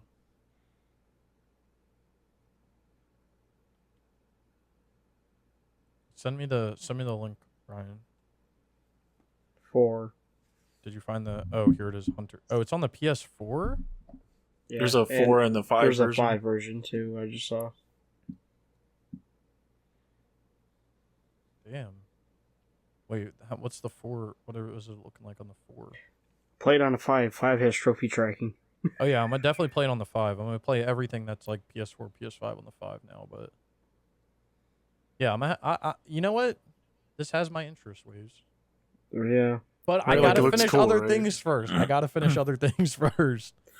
Oh, goddamn. I just want to. got- I just want to like try that game before, because it's a fucking battle royale in 2021. I unless it's like really good, or it appeals to like Zoomers. I don't think that game's gonna survive for 1 year. So No. Zoomers. I would agree with that. All right. Well, Uh, that's all I've been playing this week. we should just call this the rambling podcast. The Rambling Men. Yeah, that's what it should be. I mean, it's not as bad as last week, but it's up there. It's up there. All right, so that's what we've been playing this week. That's plans or whatever. Have my friends picked up any games? Nar. I can't remember if I mentioned Outriders last time, so Okay, yeah. if not, I picked up Outriders. Fair enough. I'm too poor to afford anything. I didn't buy anything per se, but I did pre-order some stuff. Ooh, what'd you pre-order? So I pre-ordered, I think I talked about it a while back, but I pre-ordered Elder Ring and I pre-ordered Ghost of Tsushima Director's Cut on the PS5. Mm-hmm. But then I also pre-ordered Dying Light 2 on the PS5. Okay. And I forgot about that game. yeah, I did too until I saw it. And I also pre-ordered Hades on the PS5. I think my next two purchases is gonna be Ghost of Tsushima and Lost Judgment. I'm gonna get Lost Judgment at GameStop because that's where the Steelbook's gonna be at. Hey, nice. But Hades comes out next Friday, which I didn't realize until I saw it. So That's gonna have a physical release. Really? yeah, Yes, it does. it's $30. Oh, that's weird. So I pre-ordered the physical release of it for the 5, and yeah. I mean, I can't think of a Supergiant game that had a physical release. I don't know, but the only reason I wanted to buy it was because, well, it wasn't that expensive, and I just remember that we were doing the Game Awards stuff, and like Hades kept like winning stuff, or like they kept getting nominated. I was like, bro, like what is this? And It's a fun game, man. It really is. yeah, It's a good game, yeah. So I'm looking forward to playing it. Yeah, you know what? I should pre-order Hades since we're talking about this. Just get ready to die a lot. Well, yeah, that's fine. Yeah. You know. I'll be doing that in real life. So, Huh? There you go. I pre-ordered Hades. Nice. Look at that. There we go. I'm glad. Thank you for reminding me. Yeah, no problem. Wow, I'm just looking through. I think I've talked about this before, but I have a good pastime of just looking through Amazon and looking for shit. Immortals Phoenix Rising is $24 right now. Get it? Oh, did y'all see the? I think it's still happening right now. GameStop selling Gravity Rush Remastered for like $60. Yes. So Alex brought that up on the stream that they're selling I guess they're reprinting it. I don't know. No, it's like used copies.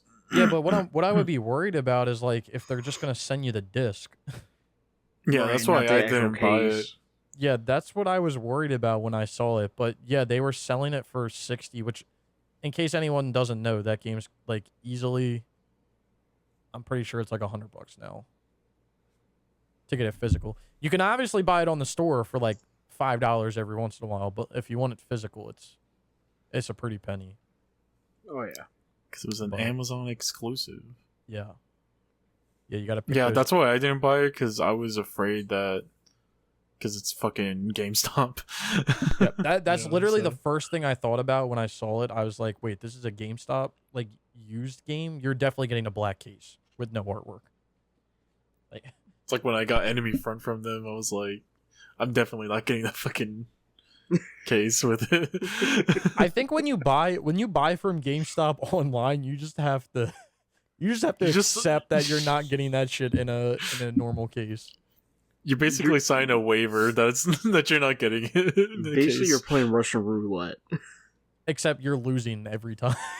except the Like- chamber is fully loaded. And if you do get an actual case, it's going to be one of the worst condition cases ever.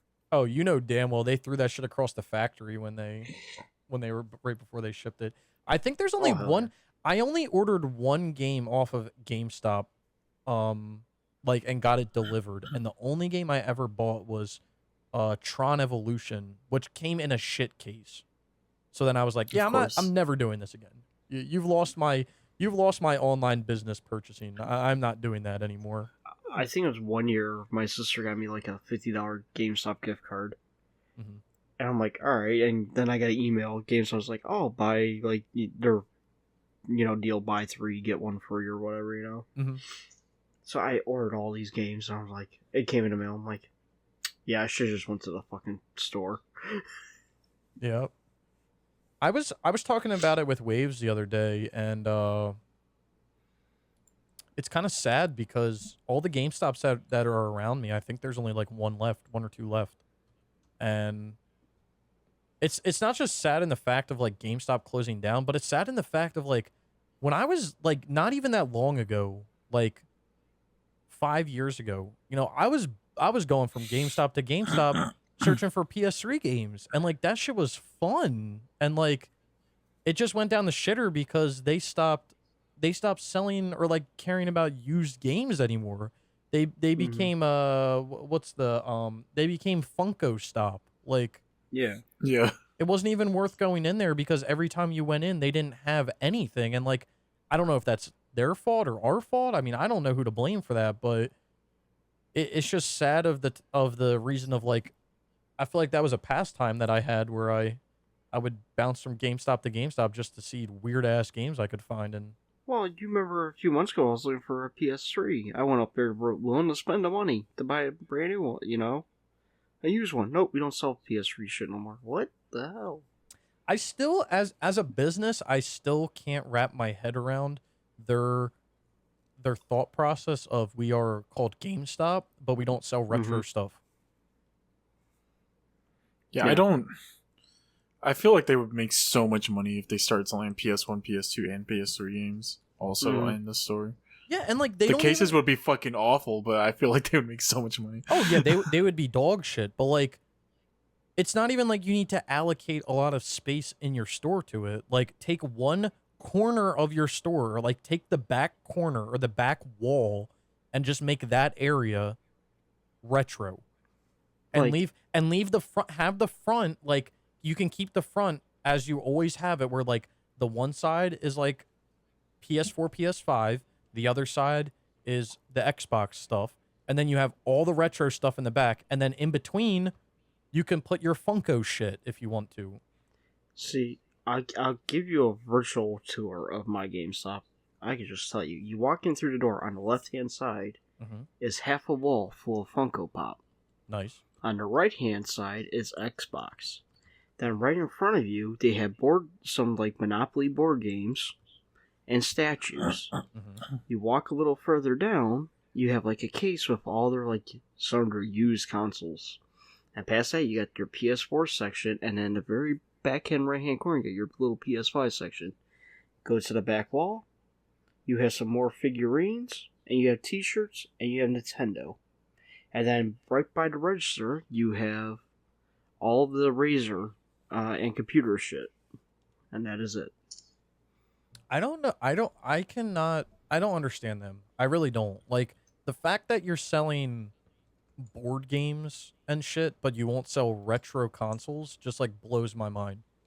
Cause like I know that there's a following for people who play board games, but there's also a following of people who play retro games. So like, why the hell are you selling board games, and Funko Pops, but you can't sell anything retro? Like, I guarantee you, if you tried to go into a GameStop and sell them PS3 games, they wouldn't buy them.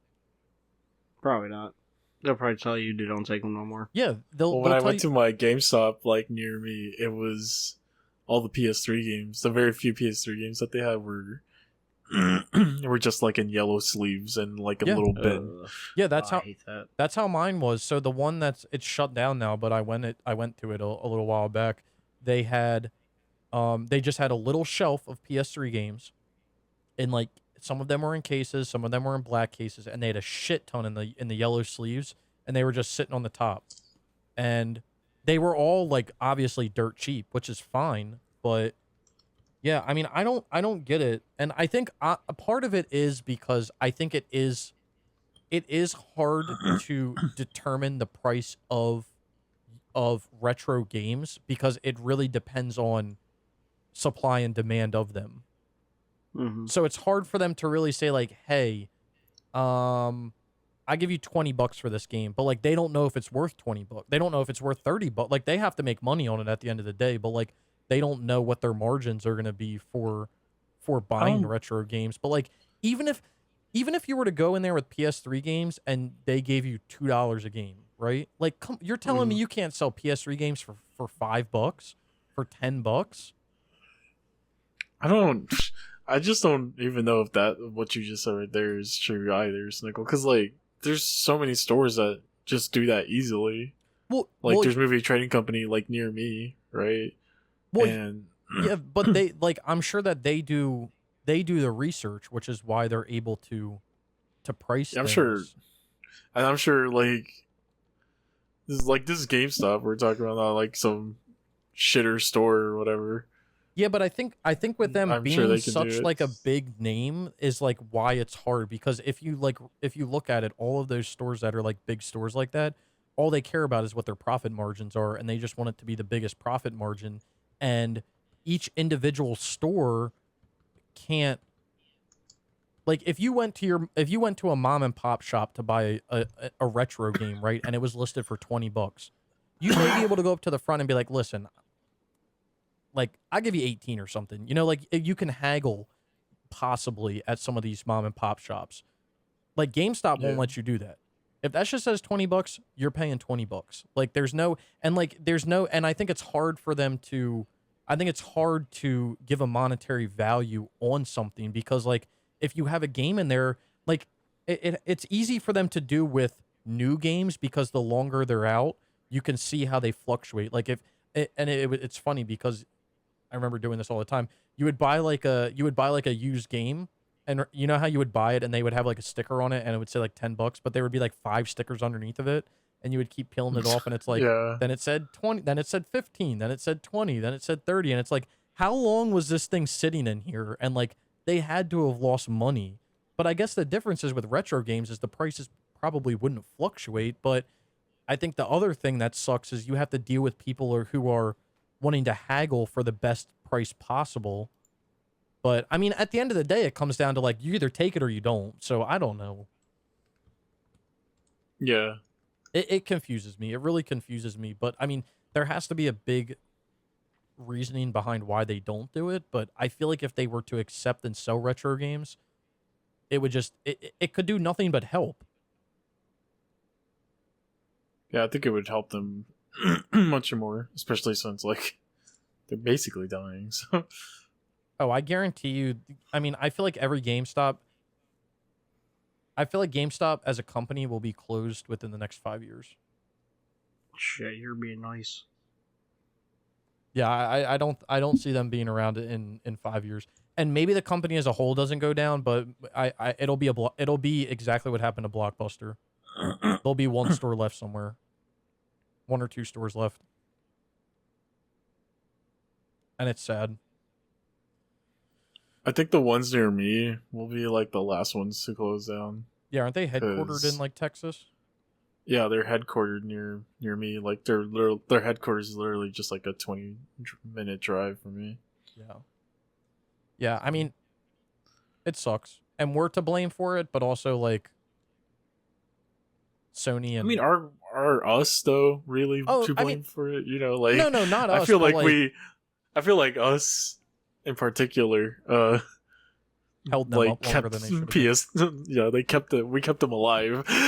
Right? I mean, trophy hunters and achievement hunters as a whole kept them alive, but I mean like us as gamers, like it is our fault. And now like I think obviously with the big influx of like digital games, and especially like with Sony and Microsoft making digital only consoles, that does nothing but hurt them. Yeah. So because no I one think goes it's all- no one goes to they're GameStop also- to buy a digital code of a game.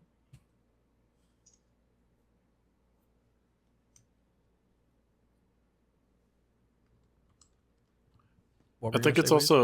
also I think Sony and like Microsoft are also like kind of killing GameStop in a way, because I don't know if y'all remember like when Brian and I were getting Returnal, Mhm. Mm-hmm. like most of the stores near me when it came to Returnal were like didn't have any copies at all, Yeah. and like it was just kind of like the same for you too, right, Brian? Yeah, it was. So like I feel like they're also, this is my conspiracy theory hat or whatever, but I feel like they're also like limiting the amount of like discs that are being made.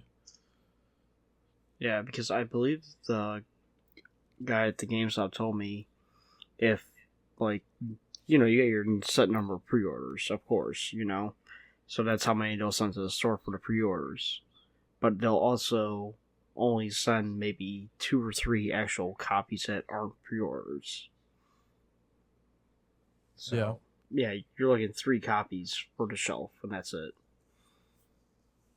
Yeah, I mean, So, like, that's crazy.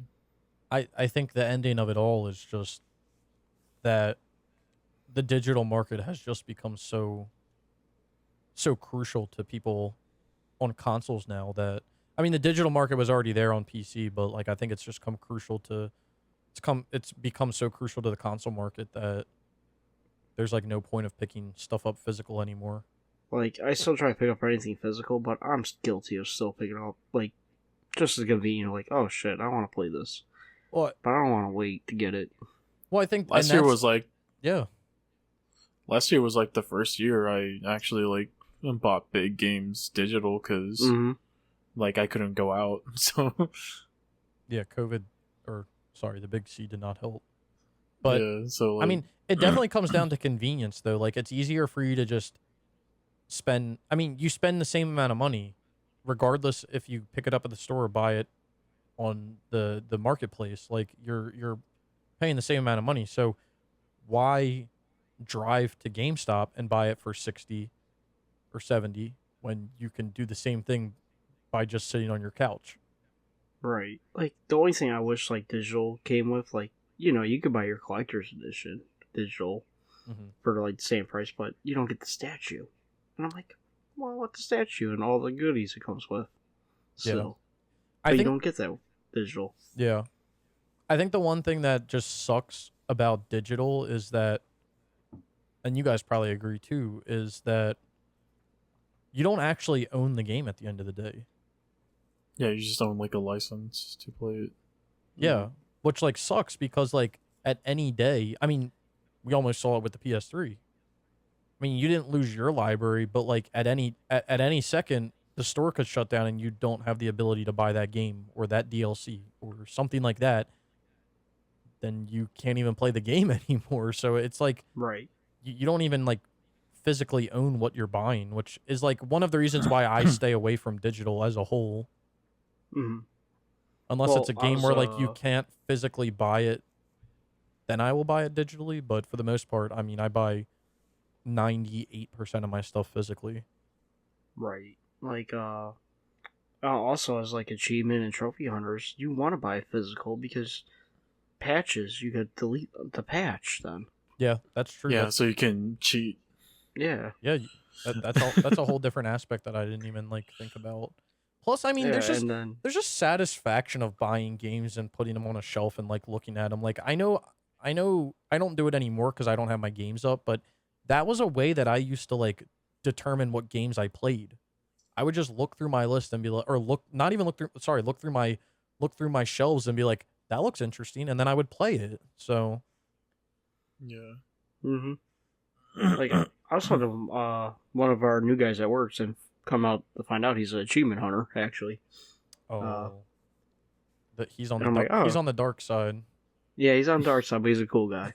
But I guess he bought like Fallout 3 Game of the Year edition, Yeah.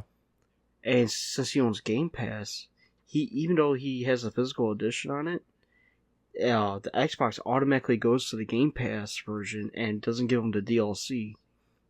So he has to do like the DLC like in one shot, I guess. That's actually like really annoying. Yeah, that's weird. That's so weird. Yeah, and I guess annoying. the Xbox doesn't recognize the game disc. It just goes towards the Game Pass version of the game, and like it throws up an error or something like, "Oh, you don't.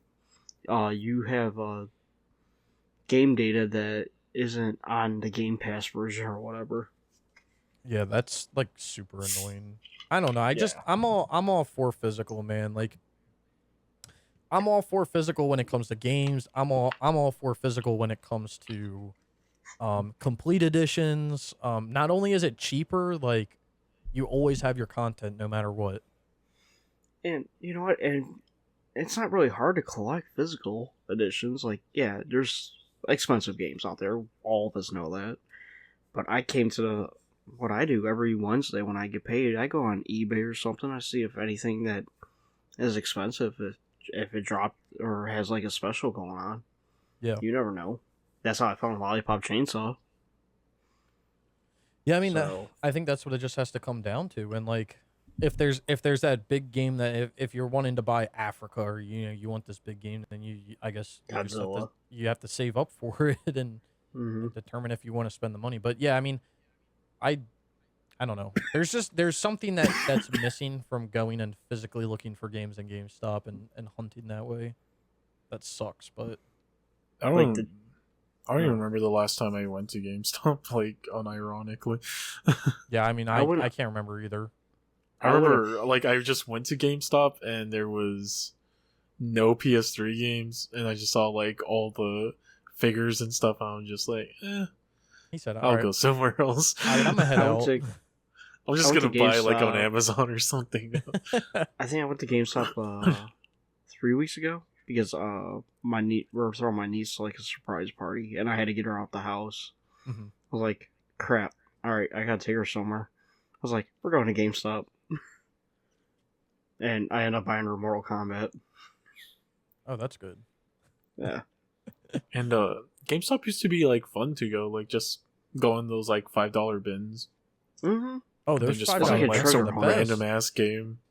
Yeah, it was like a treasure hunt then. I mean, even like before that, like those were fun. I mean, I just love like just looking through the games and just looking for stuff that like was obscure.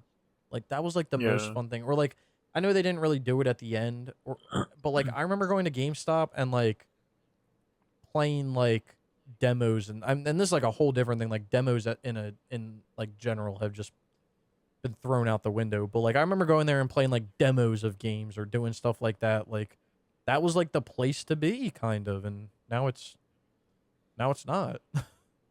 Yeah, now it's. I think demos also just like in general died out. Yeah, it's Which you, like, kind of sucks, but I remember going to like Walmart and they had like the TVs out mhm. and you could just play games on there Yeah, they would while have. like your mom went to go get like groceries or some shit. Yeah, I used to do that. I used to do that at Target. Like my mom would be like, "Oh, I'm gonna go do this," and I'm like, "All right, I'm going over to the game section," and it was like right when like the 360 came out, and I remember playing like Burnout Paradise and stuff on it, and like it was just cool because they had all the games downloaded and like programmed to play on and you could like pick whatever one. Like it was such a cool. It's just such a cool concept that's just not used anymore, not around anymore. I feel like demos like just in general are also like just gone now. Like like what's it called? Like on the PS3 I had like a shit ton of demos I downloaded because I couldn't like buy that many games when I first got it.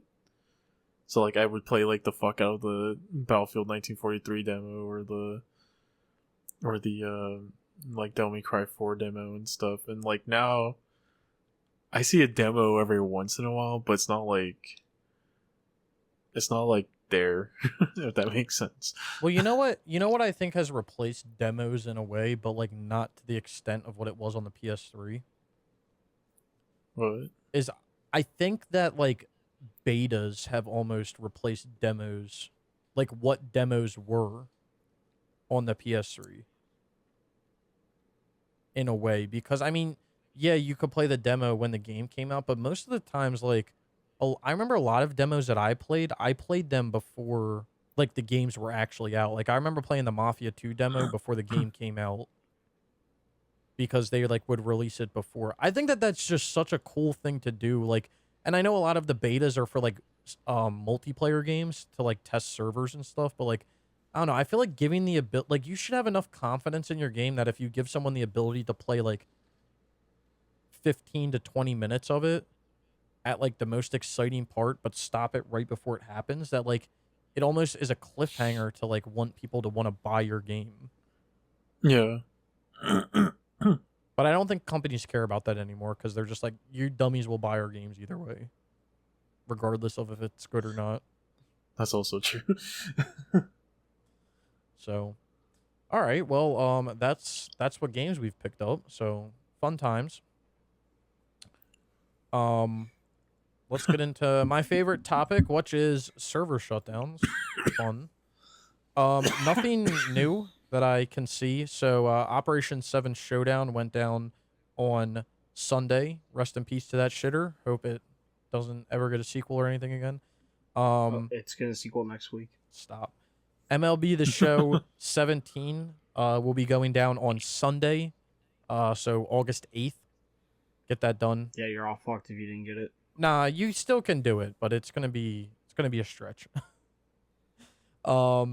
On August 31st, we have Need for Speed Undercover, Need for Speed Shift, Need for Speed Shift 2, and Need for Speed The Runs all going down.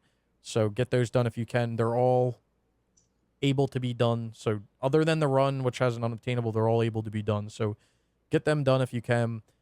September 15th, FIFA 15 is going down on the PS3 and PS4. September 16th, Max Payne 3 is going down on the PS3. Also on September 16th, Rockstar's cutting off the ability to buy shark cards in GTA 5 on the PS3. On September 30th, eFootball PES is going down. PES 2020 is going down on PS4 in every region. I didn't know there was 4 of them, but cool. And then December 16th, Grand Theft Auto 5 is going down. February 22nd, One Punch Man, a hero nobody knows is going down. Which is weird because that apparently has no online trophies. But they're saying that there's some online features that may help to get offline trophies. So if you're into those type of games, get it done. I've been thinking about starting those type of games. Yeah, if you're wanting to do those games, I would say get it done sooner rather than later. But if you want to do them Weeber games, yeah, I don't do those type of games. But if you want to, you can do them. Nicholas judging me now. I'm not judging anyone, dude. You can do it. So as we like to say around here, let's get into the meat and potatoes of this podcast. Which is our topics. If you it's a slow week. Yeah, it's pretty slow. If you want to follow along, we'll have links to all of these articles down in the description below, so you can follow along with us and do a little book club. I don't know if anyone wants to take any of these away. No? I think Brian took all of these, so he can take them all. Hey, I was the only one doing it. So. I like the first article, which states that video games are spiritual opium, says the Chinese government owned media, aka the Chinese government. I don't get it. According to Bloomberg, yeah. Like, I get that they're saying that, like, it's like a drug or whatever, but it's just like such a weird way to like say it. Right. It is a weird way, and like it's a hobby, right? And like people do hobbies, but it goes back to this whole thing that people will say all the time. Because I think it came up like a few months ago that people were talking about video games. Obviously, people that don't play video games, and they're basically saying like, "Oh, well, if you're playing video games, you're just wasting your time." And it's like, dude, if you do anything, because they're basically trying to say, well, if you're not doing something and making money, you're wasting your time. And it's like, well, if you do anything, like, oh, you sleep, you're wasting your time. Oh, you went to take a shit, you're wasting your time. Like, oh, you ate food today, you wasted time. Like. It's just such a stupid thing to say, like, a hobby is wasting time, because just because you're not, like, making money on it doesn't mean you're wasting time, because you're doing it to stimulate yourself and make yourself happy. So is it really wasting time? Like, I do feel like there does come a point where you kind of have to, like, chill, though. Oh, like, yeah. when you're not leaving the house or whatever, or you're, like, completely saying no to everyone and stuff. I mean... Yeah, there's definitely like a limit, but I wouldn't consider like video games an electronic drug, because like a drug is something that like someone needs, like they can't live without, like heroin. Yeah.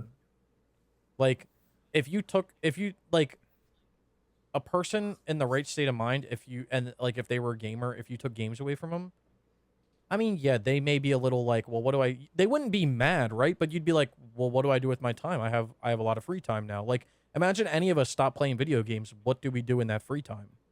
Yeah. Like, what would we do? It just passes the time for us. It's not like something that like we need to survive or anything. Like it passes the time. Like if I didn't play video games, I would probably be watching TV or jerking off more. Or, like there would be a lot of other things that I would be doing that would be passing the time, right? But like I play video games, that passes the time for me. And not only does it pass the time, but then I also make like content as well. We do this podcast, like we kind of have to play games to be like relevant in like the topics we talk about and stuff, but wouldn't consider it a drug. I find it funny that Tencent's stock fell 11% today, and then the Chinese government's like, "Oh, video games are drugs." It's like, bro, calm down. Like, calm down. Jesus Christ. I was about to say that's funny, like coming from like the country that owns so much of the game like industry. Right. I mean, they're kind of the country that, like, I don't want to say started it, but they kind of like made it more mainstream, Like or most like mainstream. games? Well, just like games? like not just games, but like, like Opium? no. Oh. No, I am talking about games, but like they made it more of a mainstream, like, acceptable thing to do. Like, Yeah, I guess with like PUBG and shit, yeah. Yeah. yeah. But you know, like you were saying, like, yeah, gaming is my way of relaxing after a long day at work or a long week of work, you know. But also, I talk to you guys when I play. It's more about social interaction. It's more like an interaction for us because we'll talk, we'll watch movies and talk while we do it, you know. Mm-hmm. And it's not like I just come home and just try on the system. I do stuff around the house, or on the weekends I'll get all my crap done. Then if I had nothing else to do, yeah, I'll play some games. Yeah, I mean, So. it almost comes off. I mean, I know the article goes into it in other ways, but it almost comes off initially as like people who play video games can't, like, live without video games. Like, it's like we all go to work every day, and like as we're at work, we're like scratching our necks, like jonesing to get home and play, you know, freaking Warzone or Fortnite or whatever you're playing. Like, You know, no, like, if someone's doing that, like, that is abnormal. Like, that is completely Mm-hmm. abnormal. I mean, and I know that there's people that play like an excess of games, and like Wave says, like, it's healthy to go out and get some sunlight and fresh air, but like Mhm. there are people that will sit down and play games for 3 days at a time or whatever they do, and like, yeah, that's unhealthy, but like, it's not like they're it's not like they're doing drugs. Come on now. Yeah. like, yeah, I could be at work and I'm excited to go home because I got a new games that arrived, you know, that I've been waiting for. Yeah, but at the end of the day, it's a hobby, right? Like, Exactly. and clearly when you go to work, you want to get your most times people aren't doing what they love at work. They're just doing it to do it, right? Because you need money. Mm-hmm. So like, you want to do something that you love, and people love gaming. And there's all types of hobbies. There's people that love working on cars. There's people that love, playing golf. There's people that love going to play softball. There's people that love fishing. There's people that love racing car. Like, there's so many hobbies that you can have. And like, when you go to work and you're thinking about that stuff outside, like, that doesn't make it a drug. It's just because that's what makes you happy. Mm-hmm. Yeah. Exactly. Like, yeah. You know, ooh, yeah, I got to go home and play Dirt 5. Hell yeah, I can't wait to relax. That's how that is. Yeah. Yeah, it's kind of crazy, but anything with, what's it called, with moderation or whatever is like. There you go, moderation. well, yeah, That's a good way to put it. that's literally anything. Like, Yeah. anything in life, if you do it in moderation, it's good. Like, I'm not going to like advise it, but like, I swear, like, even if you did drugs in moderation, like, you would be like, if you went and you smoked weed in moderation, you would be fine, right? But you know damn well everybody knows that person that's literally high all the time, and they have zero brain cells, and you're like, all right, you took it too far, man. Like,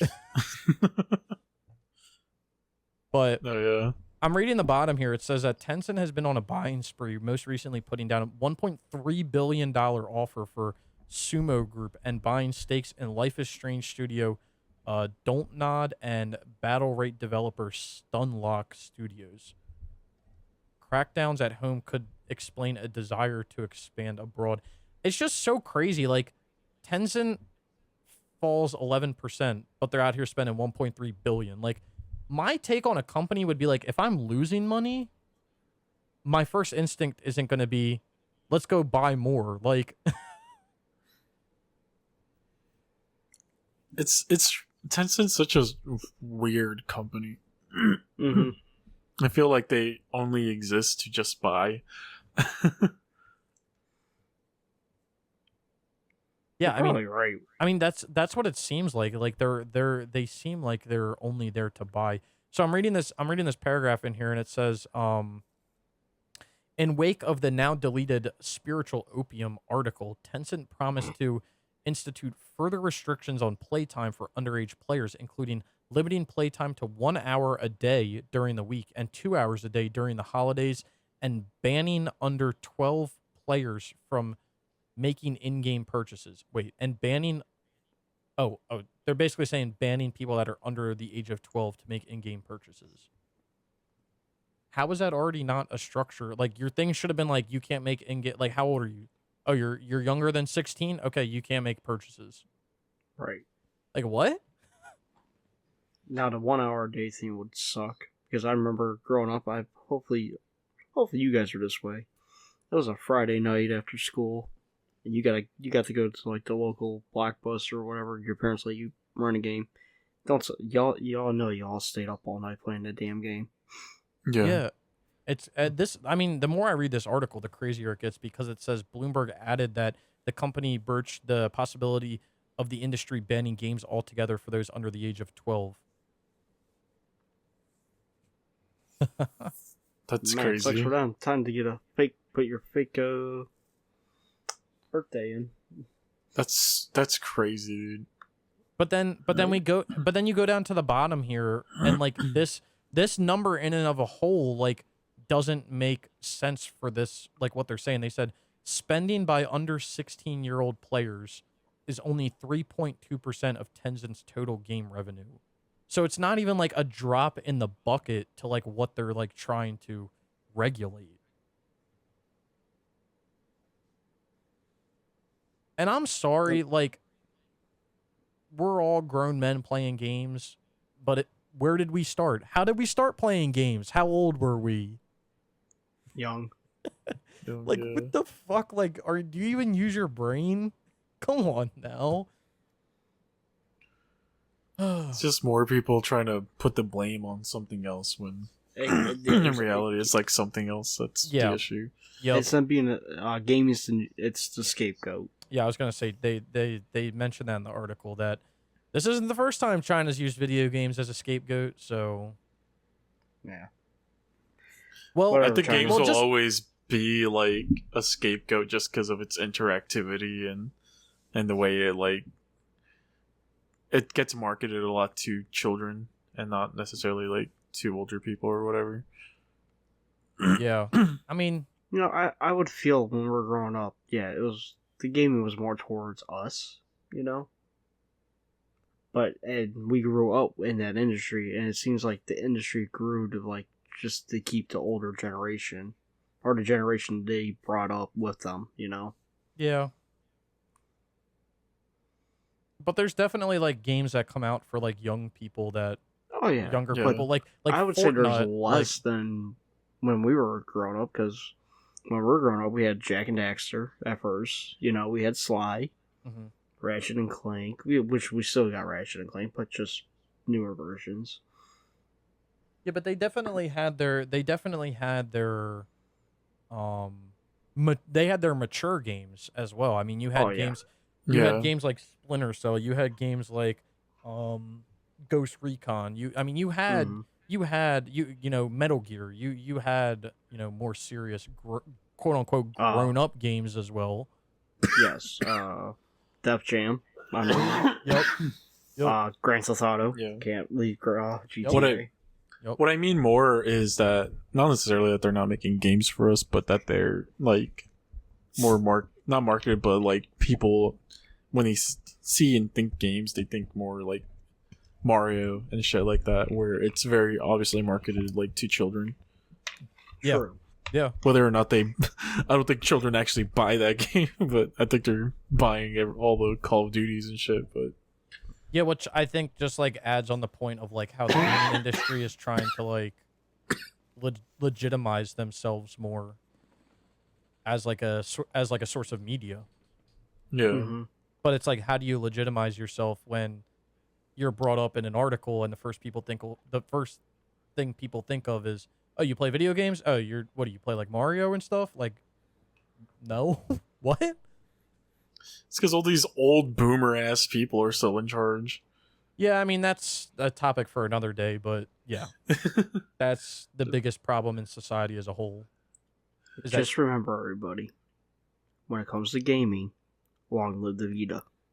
Don't worry, people. Hashtag. Just remember, you have 80 and 90-year-old people running the country, and you have 50 and 60-year-old CEOs making decisions for games for young people. And they know exactly what you want. Well, you know what this means. What's that? We move on to topic number 2. Well, before we move on, I just want to say that the whole scapegoat thing makes me laugh because they talk about banning video games in China, and just like banning stuff just makes me laugh because I always remember the days of when Japan banned the wheel.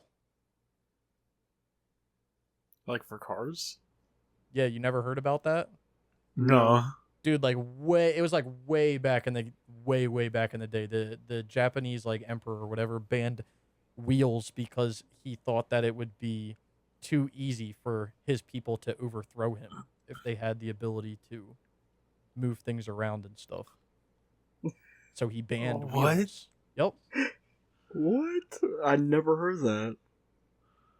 That's insane. Okay. Yeah. That's crazy. Wow. Well, right here it's talking about medieval wheels. Medieval wheeled transport was outlawed in order to reduce the movement of rebel armies. In the 17th century. Isn't that crazy? I think if they're rebelling, they're already not listening to your laws. Right? Well, exactly. Fuck you, I'm going to use a wheel no matter what. Don't worry, you can't use your wheeled transport because you can't. You're not a allowed to wheel rebel. by. Isn't that so hilarious? fucking stupid. Fucking hilarious, dude. That's the funniest thing I've ever I heard. never knew that. Holy crap. I learned something today. All right. Hey, cool. I mean, you know, education. Oh, shit. Join us next time on the podcast and we'll teach you something else maybe. Who knows? Maybe, who knows? History class.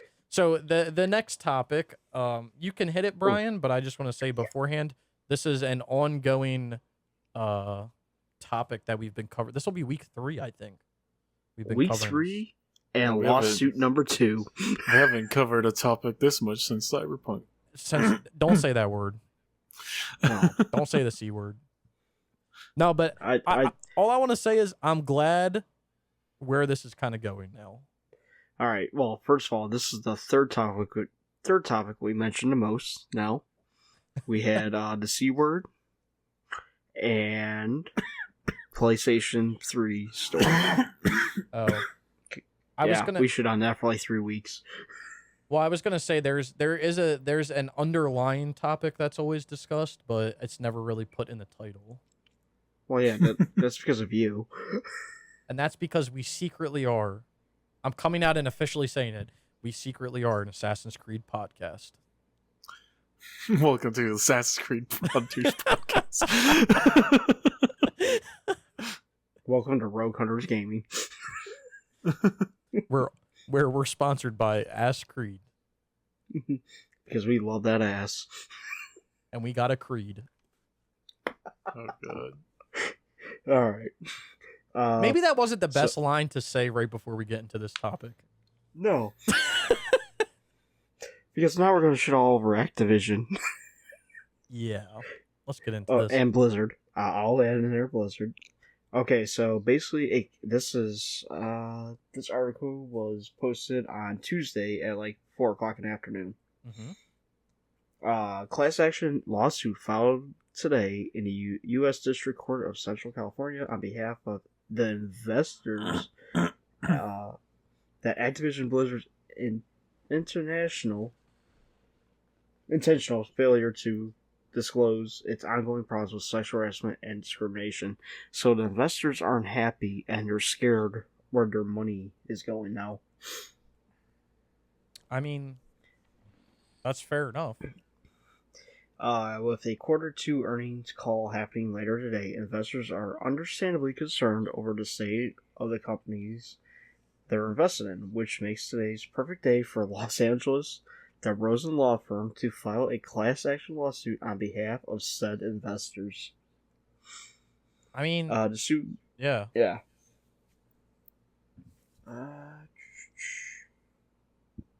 Let's see.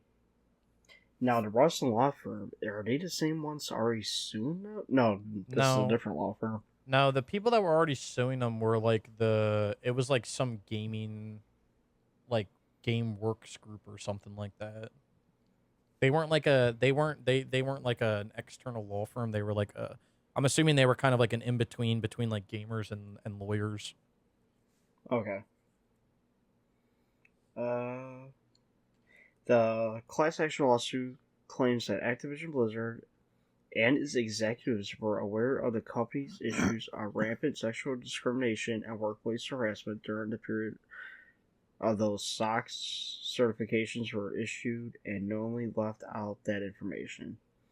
The final sentence in the statement in particular reads false, but has remained unchanged since 2016, appearing most recently in Activision Blizzard's 2020 fiscal year-end report, as the events of the past couple of weeks have proven ongoing claims and investigations have indeed had a material adverse effect on Activision Blizzard's business. Ooh. So, Activision ain't looking too hot right now. Yeah, so the short of the long is the people who, because Activision Blizzard is I believe they're an openly traded company on I believe you're right. the stock market. And this lawsuit is essentially saying that the people who, I'm assuming it's going to be a majority of investors and not all investors, but majority share investors, had they known of what was going on, they would have not invested in their stock and in their company. Right. So they're essentially suing them for not disclosing the treatment of their employees. That's what they're referring to as that SOX refers to Sarbanes-Oxley's Act of 2002, which basically every year companies must release a SOX certification signed by executives disclosing any potential legal issues, investigations, audits, or other procedures that could affect the value of the business. And apparently the investors saying that they didn't do that, or they didn't mention it at any of the recent ones. Yeah, So I mean, they're feeling like they're being lied to. Which, if this is true, they were lied to. So, I mean, there's two sides to this, right? So, with the SOX certificate, which I'm reading right now, is that all publicly traded companies must apply or must comply with the SOX certificate. But private companies, charities, and nonprofits are not required to comply with the SOX. Now, since Activision Blizzard is an actively traded company on the stock market, that means that they would have to provide that. But, you know, the scummy way that Activision Blizzard goes about it is that no one asked for the document, so they didn't provide it. So you shouldn't invest it until you ask for the document. Is kind of like the take that I see them taking at these people. And their response is going to be like, well, it should have been done. Like, regardless of if we asked for it or not, it's something that legally needs to be completed. So regardless of if I said, do you have it or do you not, it should have been done. Yeah, and according to this article, the lawsuit not only names the corporate entity Activision Blizzard as defendant, but also CEO Bobby Kotick, CFO Dennis Durkin, and former CFO Spencer Newman, three executives who the suit states were instrumental in the spreading of false information. So they're going after all the big boys. Yeah, I mean, the this seems like it's going to get somewhere, because the argument that I see from Activision Blizzard just, it does not stand up against what is coming at them. Because regardless of if they provided that information, that is the spreading of false information, because you're not completing what you need to complete. I mean, that's like you driving around with an expired driver's license and saying, well, I knew it was expired, but like no one ever sent me anything to tell me to go get it redone. So like I just kept driving around with it. It's like, no, you should have known that. You should have gone and done that. Like, that's not an excuse. So yeah, I mean, the one thing I'm gonna say, I don't want to hit on this too long, is like I'm sick and tired of I'm so tired of these CEOs, CFOs. I'm tired of all these big wig guys just treating everybody underneath of them like dog shit.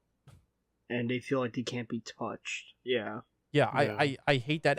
And to be fair, a lot of these guys may not actually know what's going on, but you should know what's going on. Right. I just wonder what's gonna happen. Will like Bobby Kotick lose his position? Will he finally get that huge ass pay cut he like should have gotten years ago? Yeah, I don't know. I'm just curious. I'm gonna find. I have something else here that popped up from Polygon. Hold on. It's tied to this. I don't know if it's tied specifically to this lawsuit, but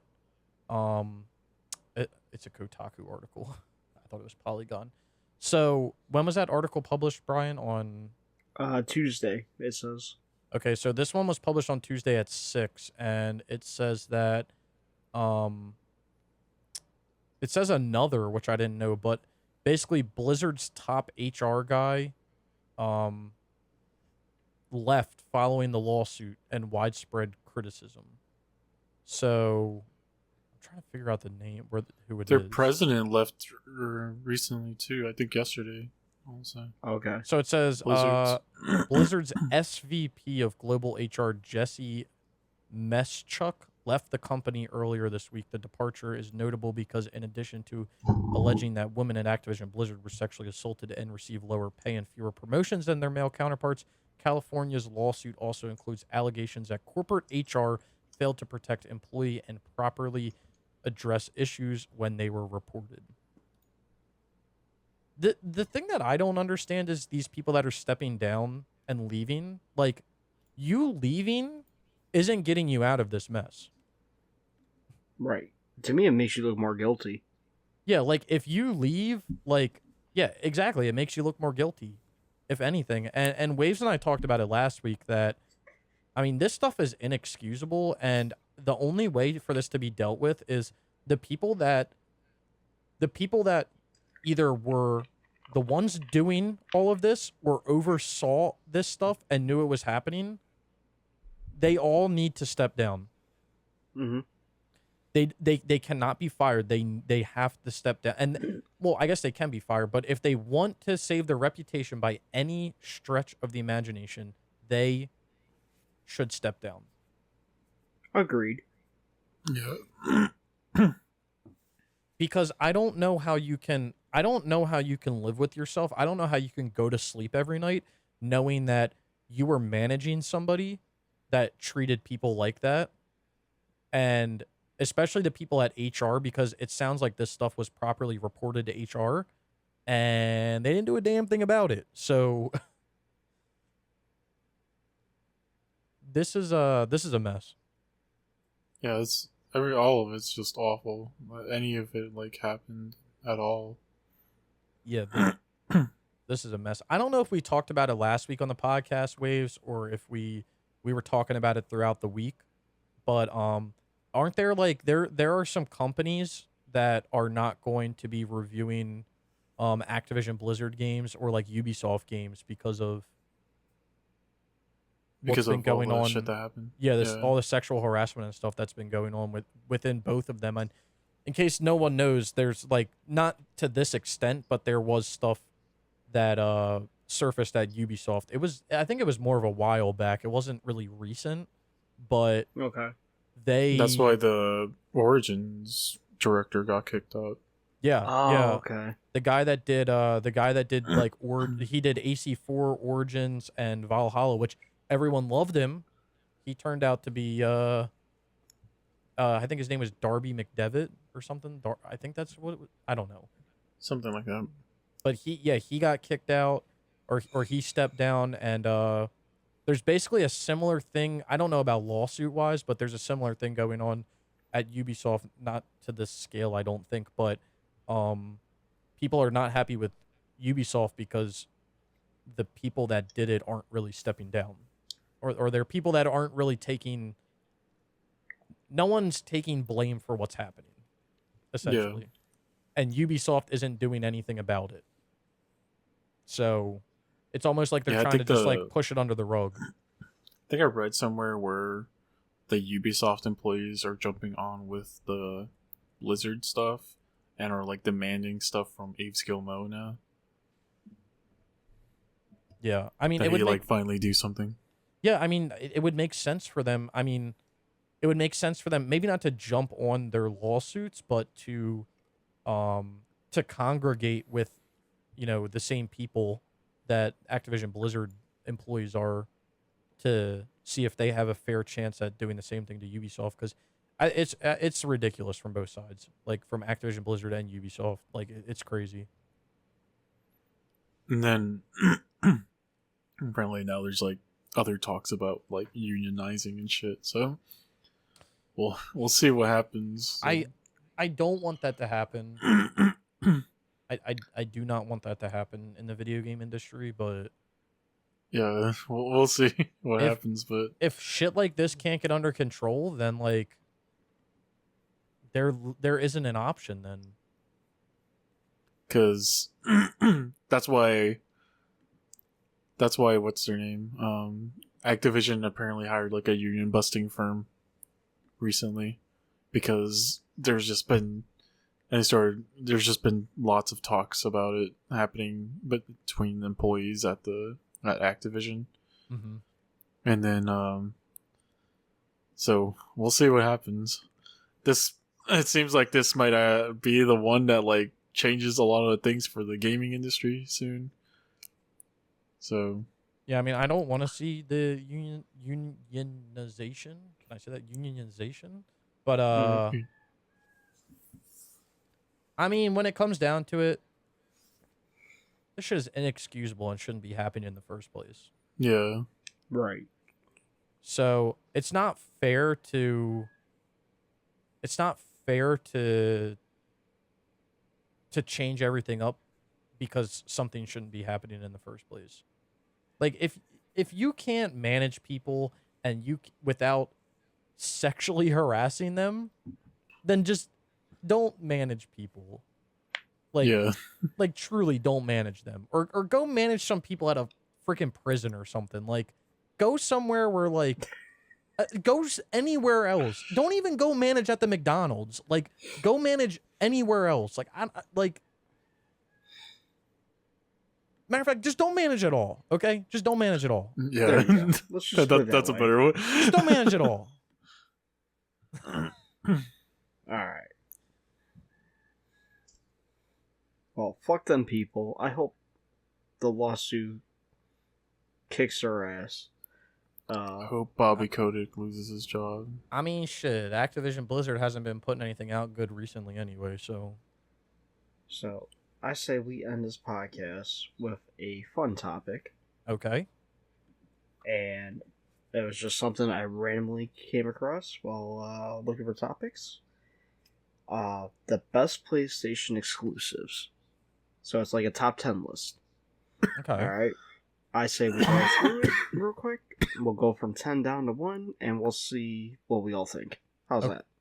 Okay. Sure. So number 10. Can I say one thing before we get into this? Yes, of course, Nickel. I wish that this list was more of like a franchise exclusive and not like specific games. I agree. Because there are games we're going to get through, you'll hear, there are franchises that I agree with, but not specific games that I agree with. Okay. So, Alright, so ready to start? yep. Alright, number 10 is Gran Turismo 3 A-Spec. Here's one of the first ones that I don't agree with. I can't say because I've never like played exactly, any of the Gran Turismo played games. it, so. Okay, Gran Turismo. If any Gran Turismo is going to be on this list as a best exclusive, it should be Gran Turismo 4. Okay. Gran Turismo 4 like revolutionized like simulation racing as a whole, and like graphically could have been a PS3 game. Like it, Gran Turismo 4 deserves this spot. I'm sorry. Number 9. Wow, almost. I would say like if we're just talking about like series wise, I'd say Gran Turismo is like very important to PlayStation. Oh yeah. So well, and, Oh, yeah. and on Yeah. this list, it states that Gran Turismo 3. They pick Gran Turismo 3. They do say that Sony rectified things with Gran Turismo 4, but they state that Gran Turismo 3 is the definition of a system seller. To the extent I can agree with that, because it came out earlier on the PS2's life cycle, and it's kind of hard to have a system seller game at like the end of a system's life cycle. So, yeah, I'll just say that. yeah, Number 9, I kind of agree with. Infamous 2. I agree with the franchise, but I do not agree with the game. Like, the franchise, yes. 2, well, I say 2 because it was such a more graphical feat than the first one. That I will agree Well, with. Yes. I've always heard 2 is like kind of like the best out of all the Infamouses. I haven't played 2, so I can't say. Like, But 2, like, and see, and what I like about 2 is that because of how 2 went, that's how they decided for how to choose for Second Son later on down the road, because they went by the trophy list of like how many people did sacrifices or whatever, and that's how they decided if they're going to move on from Cole and go to Delson or whatnot. Yeah. Actually, I have bad blood with Infamous 2 just because it glitched on me a lot. Which is why I have bad blood. But the reason it's not, I don't have bad blood because it glitched on me. I have bad blood because I had to play back through the game for 3 times, and I got so bored playing that game. Even on my second time, I got bored playing through it. Like if it was any other game that I like enjoyed playing, like I wouldn't have had a problem playing it 10 times. But the fact that I got bored the second time I was playing through, and it was putting me to sleep, and then I had to play through a third time because it glitched, just like gave me such bad blood. I think I agree graphically, from Infamous 1 to Infamous 2 is like, there's no comparison. Like Infamous 2 is a beautiful, even to today's standards, Infamous 2 is a beautiful looking game. If Infamous 1 had the graphics of Infamous 2, which clearly it couldn't have, because I think Infamous 1 came out in 2009, if I'm not mistaken. I think so. I find Infamous 1 from a narrative standpoint, I liked like this, the town obviously wasn't as livid as you would want it to be, but we're talking about 2009 again, so capabilities. But I think if Infamous 1 was to be remade today, I think it would outplay Infamous 2. I think Infamous 1 is a chunky game to go back and play. Not only play, but to look at, but like, I don't know, I like Infamous 1 more than Infamous 2. the animations remind me of Infamous 1. Remind me a lot of like the Sly Cooper animations. Yes. The way he like climbs on stuff and slides on stuff and throw. Yeah, yes. Well, I yeah. agree with that. All right. This next one, I think Wade's gonna have a better opinion on. Because, number 8 is Ratchet and Clank Up Your Arsenal. I agree on the franchise, but I'm not too familiar with the. Oh yeah, Up Your Arsenal is like, in my opinion, is like the best fucking Ratchet and Clank game ever. Cool. So they did good. All right. Yeah, and even put down in this article, Up Your Arsenal isn't a pretty as ripped apart or the other most recent Ratchet games, but it remains the apex of a series filled with fun and, most importantly, potty humor, title puns. Get it? Up Your Arsenal. It had so Poetry. many. That game had so many like. It was just so cool. It was like the pinnacle of like old Ratchet and Clank. I felt it had like side routes inside of side routes, and the main route, and there was like space combat and like actual space combat, not like the weird thing that's in Crack in Time, where it's just you on a single plane or whatever. It was just such a fucking great game. Number 7, I agree with Shadow of the Colossus. Yes. So Yeah. I've not played any of these games. Like Ico, Shadow of the Colossus, and what's the other one? Last Guardian. Yeah, The Last Guardian. Yeah. But I mean, I've heard from people that Shadow of the Colossus, like from a narrative standpoint, is like one of the most like impactful games they've ever played. Oh yeah, dude, it's so good. Shadow of the Colossus is one of my most favorite games of all time. So, And remember, and like this, it's best exclusive, like the best PlayStation exclusives. Number 6, Horizon Zero Dawn. It's a good exclusive, but I'm not sure if it is the one of the top 10 best exclusives. So I'll say this: I think as a game, it's a good game. I think as a character that they created, I think Aloy is a phenomenal character and like representative of the PlayStation brand. Mm-hmm. But this game, along with a lot of, I'm just looking down here, along with I'm going to say two other games on this list that we're going to get to. Mm-hmm. They just have the same gameplay. And like, yeah, that's the problem. Like, yes, you made a great character. Yes, you made a great story, even though a lot of these stories follow the same, structure. Yes, you made a great world. But like, they're almost like they're not different from one another. They're almost the same game, just like reskinned. And Right. Horizon, I will say, in the fact of the other ones, Horizon, well, I guess they're all like different time periods. I do really like the time period of Horizon, and like I do like the narrative behind it and everything, but like I think it's mainly because of the open world aspect. I think that's what throws me for a loop, where like everything feels the same. Like I really Yeah. like Horizon, so but I still don't put it as like in the top 10 best exclusives yet. I like that they took a different stance at a played out genre, which is the post apocalyptic genre. And they took what people were doing for years and like flipped it on its head with like a whole new narrative. So I mean, I will give them that side. They definitely changed the norm of a post apocalyptic game. Holy shit, Yeah. I can't speak. All right. I think Horizon Zero Dawn's like a great game and all. It's just as Nickel said, it's just more of the same. And I think Aloy's great. I think the world's great. The lore behind the world is great. The environment's great.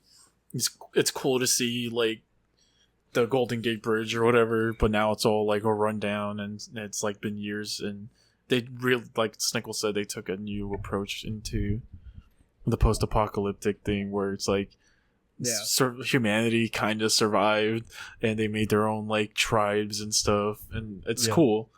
But it's more of the same. And I think if I had to like give a spot to like replace Horizon Zero Dawn, I'd much rather put like Primal on the PS2.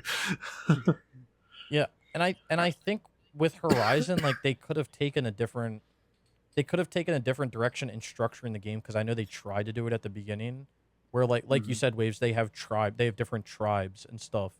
It seems like it's such like a, oh, if you go into another tribe's territory, like it's a big deal. But then you get like this badge of honor that you're like allowed to go do whatever you want to now, and it like Seeker. it takes away, like it takes that like that's like if you didn't have that ability, right, for like any of the game, like imagine how much of like not only are you on edge because you're being followed by robots, imagine how on edge you'd be if like there was random tribes people walking around and they saw you. Like you have that whole other aspect that they could have added, but they make you a seeker and you're literally you're given god tier status within the first 30 minutes of playing the game. Well, the thing that does make sense with that, though, the Seeker should only be for her tribe. Yeah, I think it's like a thing that's That like shouldn't generally matter for any other tribe. I think it's like a general thing like throughout all the tribes that they have people called seekers in all of them or something like that. But like I don't know, I just feel like there could have been another level cuz there is a level of like I don't want to say stress, but like you're always like, "Oh, is there a robot here? Where's there a robot?" But like if you had that like you had to be, sneaking around or you knew you weren't supposed to be in this area or that area, it could have been another layer. Not only do you have the robot enemies, you have the other tribesmen, and like you shouldn't be killing them because like you're a good person, but I don't know, I feel like you're giving god tier status within 30 minutes to an hour of the game, and then it just feels like the same thing over and over again. Mm-hmm. Yeah. Number 5, Ghost of Tsushima. Not gonna say much, but same thing as Horizon. Yeah, honestly. Yeah. I love Ghost of Tsushima, but mostly for its aesthetic and not necessarily its gameplay. So Yeah. Number 4, Uncharted 2, Among Thieves. I I agree. like 2 more than 3. Yeah, I agree with this one. Yeah, I agree with this one just because Uncharted 2 is... 3 is cool, but Uncharted 2 is way more important to the franchise than any of them. Is 2 with the train, right? Yes. 2's it with the train, yeah. Okay, yeah, okay. That's it then, yeah. 2 is like way more important to the franchise because it like made the PS3 known. Like that's when people were like, "Holy shit, there's cool games on the PS3." And when Uncharted 2 was like first shown off, that's when I first started hearing like people in like school talking more about the PS3 and stuff. And then it kind of like Naughty Dog was already on the map, but it was because they made Crash Bandicoot and they made Jack and Daxter. Then Uncharted 1 was like a sleeper hit. It wasn't until Uncharted 2 where the Naughty Dog that's like so revered now, like it became like the Naughty Dog it is now or whatever. Well, I think Uncharted 2 has the same jump that we had from Infamous to Infamous 2. Mm-hmm. Where if you go back and play Uncharted 1, it's chunky, it's clunky, it doesn't really, I mean, it looks good, but like not all the time. Where Uncharted 2 is like perfection, really. The way it plays, the way that the game plays out, the narrative, everything about it is perfection. Yeah. When it comes down to it. Like I can't think of one bad thing to say. I mean, I can't think of one bad thing to say about any of the Uncharteds, but like specifically Uncharted 2, I don't think I could find one bad thing to say about it. And not only did they perfect everything when it came to the single player, they also added and I know this was shoehorned in on all these games, but they added a pretty fun competitive multiplayer to the game as well. Mm-hmm. All right. Number 3, Marvel Spider-Man. I think we're in the same boat with Horizon and yeah. This is just such a dumb one to put in. I don't know. But you know what? The only thing I will give it, I like how they put their own spin onto Spider-Man, at least. So I don't know. To me, it just feels like Spider-Man 2 all over again. I don't know, like I just feel like this shouldn't be on. Yeah, like if anything, like you should have put like Spider-Man 2 on here. Like Spider-Man 2 was the one that like really like I remember playing Spider-Man 1 and Spider-Man. You know. Oh yeah, I guess you're right. Technically, yeah. But I remember playing like Spider-Man 1 and Spider-Man 2, and like they were phenomenal. Like, but if that was an exclusive, like I feel like that should be on this list over. I mean, I haven't played Marvel Spider-Man, but like from what I've heard, people say it's repetitive. Like it's a great game, it's fun to play, it's got good combat, but it gets competitive. It gets repetitive after a while. And, and it's just especially with all the crimes and all that you gotta do. So. Yeah. So I mean, I don't know. Like I think the problem isn't really the game's issue. It's more of like it's more of an industry issue where everything has to be a massive open world game with. I mean, Waves and I talked about it last week. The more missions we have, the better game we have, and it's not about. It's all about numbers instead of actual content. Right. So yeah. Like they could have put like Jack and Daxter on here. There's no slight, Yeah, Yeah, this list. I'm just looking at the rest of the games here. I'm not going to spoil it for the podcast, but this list is like all. It's like mostly new games. Right. Well, number 2 is The Last of Us, and to me, yeah, she chose the right one because the story for The Last of Us is phenomenal. And to me, I'm thinking of the PS3 era then. Yeah. Because I wouldn't go by when the game first came out, and Last of Us is PS3 era. Now, I haven't played Last of Us 2, but I feel like it tries to reach to be, like, to have everybody accept it. Where, like, I feel like with The Last of Us 2, like, Naughty Dog was almost trying to pander to everybody. Where I don't think so. The Last of Us, where, like, the first Last of Us, like, they were just trying to make a good game. I feel like, personally, if The Last of Us 2 was trying to pander to everybody, then everybody would have liked it, right? But I think it was the opposite. They were trying to do something that people wouldn't necessarily like. I'm not gonna spoil it or whatever. Mm-hmm. But I think the reason The Last of Us 1 is better is because it's just you can not empathize, or I guess you can empathize more with that story than what they're trying to tell with The Last of Us 2. Right. Well, it just seems more like The Last of Us 1. I mean, again, and I haven't played Last of Us 2 and I haven't really read anything, but Last of Us 1 to me, from at least from like a high level, it's more of a raw experience. Yeah. And I agree with The Last of Us 1 being on here. Yeah, same. Number 1, and to me, I don't want to, because I know it's going by exclusive, but to me, I just think of the franchise with this one. Yeah, God of War. Yeah, I agree. As a franchise, God of War is If I had PlayStation. to. But if I had to pick me, one game, it would be 2. Yeah. Yes. Yep. Yeah. 2 or 2 or I 3. like 3 a lot, but 2 was awesome though. It's got to be, for me, it's got to be 2 or 3, and the only reason I would say 3 is 3 was so far ahead of its time graphically, and story wise, like just everything. Again, nothing. I've played through every single God of War game. God of War is the reason I get YouTube views, and like, I don't think that there's a bad thing I can say about any of these games, any of them. Right. When it comes to this list, yes, they didn't mention Sly Cooper. They didn't mention Jack and Daxter. No Demon Souls, and no fucking Bloodborne. Where's Crash? Like, where's... Well, Crash technically isn't anymore. Oh, you're right. That is true. That's so annoying. But they could have said like Crash 1 or something. Like that's an exclusive. I mean, like, I feel like so many things on this list just don't belong here. Like, Spider-Man doesn't belong here. Ghost of Tsushima, Horizon. And, like, it's all a lot of newer games, like we said. Because now we're missing Spyro. We're missing Jack and Daxter. Spyro's also technically not anymore. Yeah. Well, I'm just saying, if we go back to PS1 era, though. Guess what the third lowest rated PlayStation exclusive is by IGN? Drawn to Death. Rip. Yeah, like again, like I'm just, because if you go in this article that we put, they have screenshots of every single game that they've reviewed exclusive wise. Like, where's like Twisted Metal? Like, where's Gravity Rush? Yeah, where's Gravity Rush? Where's Little Big Planet? Like, where's Astro's Playroom? Where's Knack? Yeah.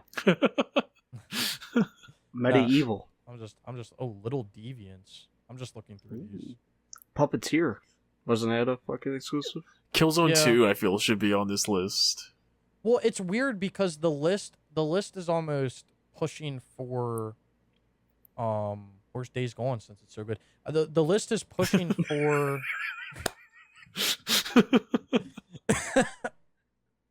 the list is pushing for singular games when it comes to what they're putting on here, but I really feel like they goofed it by, they should have looked at it as a franchise as a whole. Right. Like, and like, I think some people, like, Bloodborne was a sleeper. but it was a great fucking game. Bloodborne was a sleeper? Most people didn't know about it until it came out, or from what I was understanding. Dude, like, where's Really? where like there's just so many other franchises that like I could just put in instead of like, I mean, you have like SOCOM, like these aren't franchises that are around nowadays, but these were like game changing at the time. Where's Killzone. Resistance? Where's Killzone? Yeah, Resistance would be such a...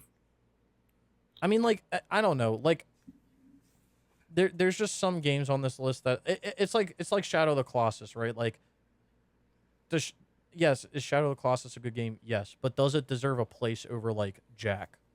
Like when you think, I think it does. like It like does. when you think of PlayStation exclusive, right? Like the first thing that comes to people's mind isn't like, oh, Shadow of the Colossus. Like this list should have been more on that sense of like, But we're not talking about what comes into mind first. We're talking about like the best, right? Right. well, yeah, they're So, like, looking at it from an Shadow analytics Colossus standpoint, was but- better than Jack.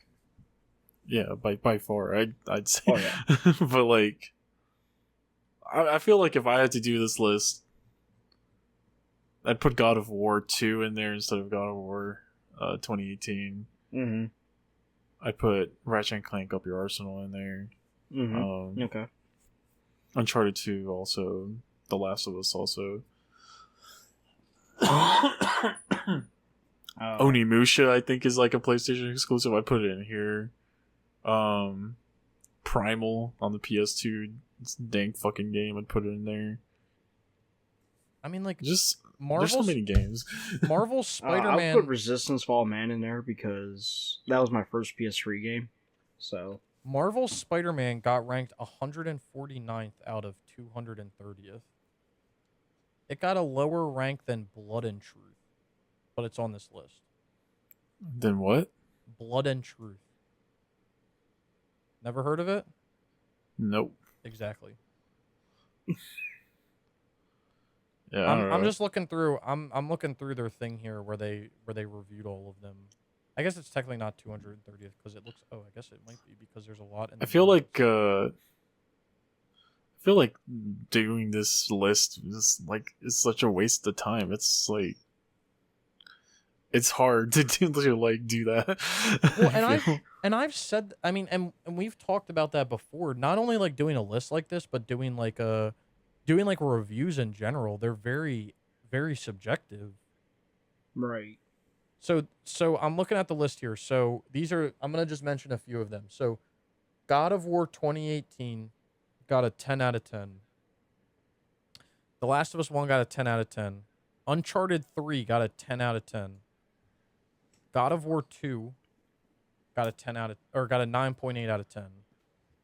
Gran Turismo 3 got a 9.8 out of 10. Gran Turismo 2 got a 9.8 out of 10. God of War 1 got a 9.8. God of War 2 got a 9.7. Shadow of the Colossus got a 9.7. Jack 3 got a 9.6, but we got no Jack in this list. Ratchet and Clank Up Your Arsenal got a 9.6. Twisted Metal Black got a 9.6. The Show 17 got a 9.5. I don't know if I would agree with that, but okay. Yeah, I would put Twisted Metal Black in there also. Yeah. God of War Ghost of Sparta got a 9.5. Uncharted 2 got a 9.5.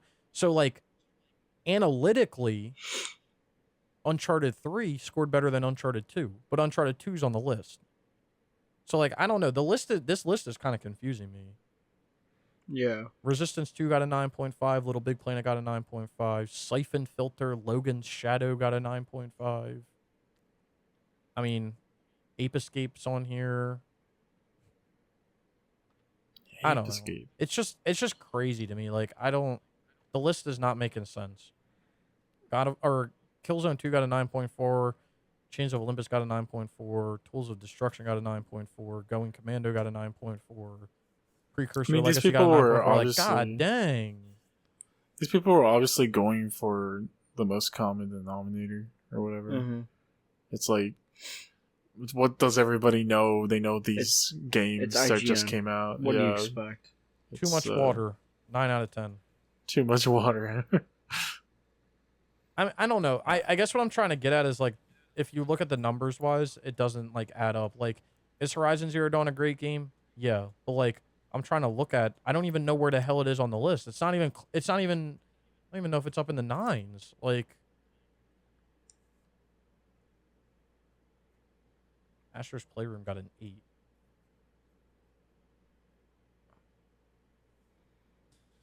Oh, Gravity Rush 2 got an 8.4. Man, I'm just having troubles here. I just can't believe like Marvel Spider-Man scored a 8.7 by IGN standards. I'll put Siren in there.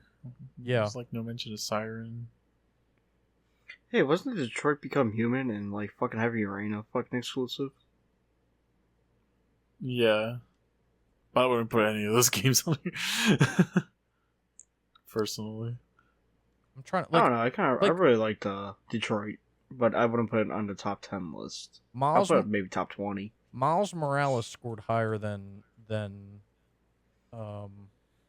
just Marvel Spider-Man. That's because Miles Morales is a better game. Not even joking. I mean, I would believe you. Horizon Zero Dawn scored a 9.3. God of War 3 got a 9.3. I don't know. It's just confusing me because like if they're talking about it analytically, like it doesn't make sense, but like it's clearly not analytically because you have a game that scored like an 8 point something on it. So, I don't know. I would have liked to see more of a list of franchises rather than specific games. Mm-hmm. Yeah. But that's a list we can make on our own. Yeah, maybe one day. Maybe. I would have liked them to also like limit it by just one developer per game or whatever. Yeah. That would have been nice too. One game per developer, I mean. Yeah. Yeah, that would. Maybe they did do that, did they not? No, they didn't. No, there was Naughty Dog was on there twice. Oh yeah, Uncharted and Last of Us, yeah. And Insomniac also. Yeah. Yeah.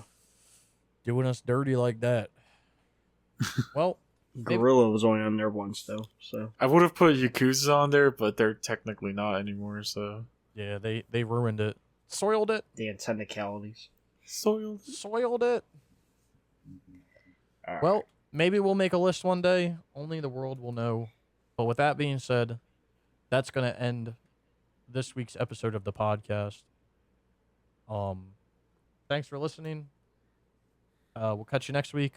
I'm going to go take a piss. Bye, everybody. See you.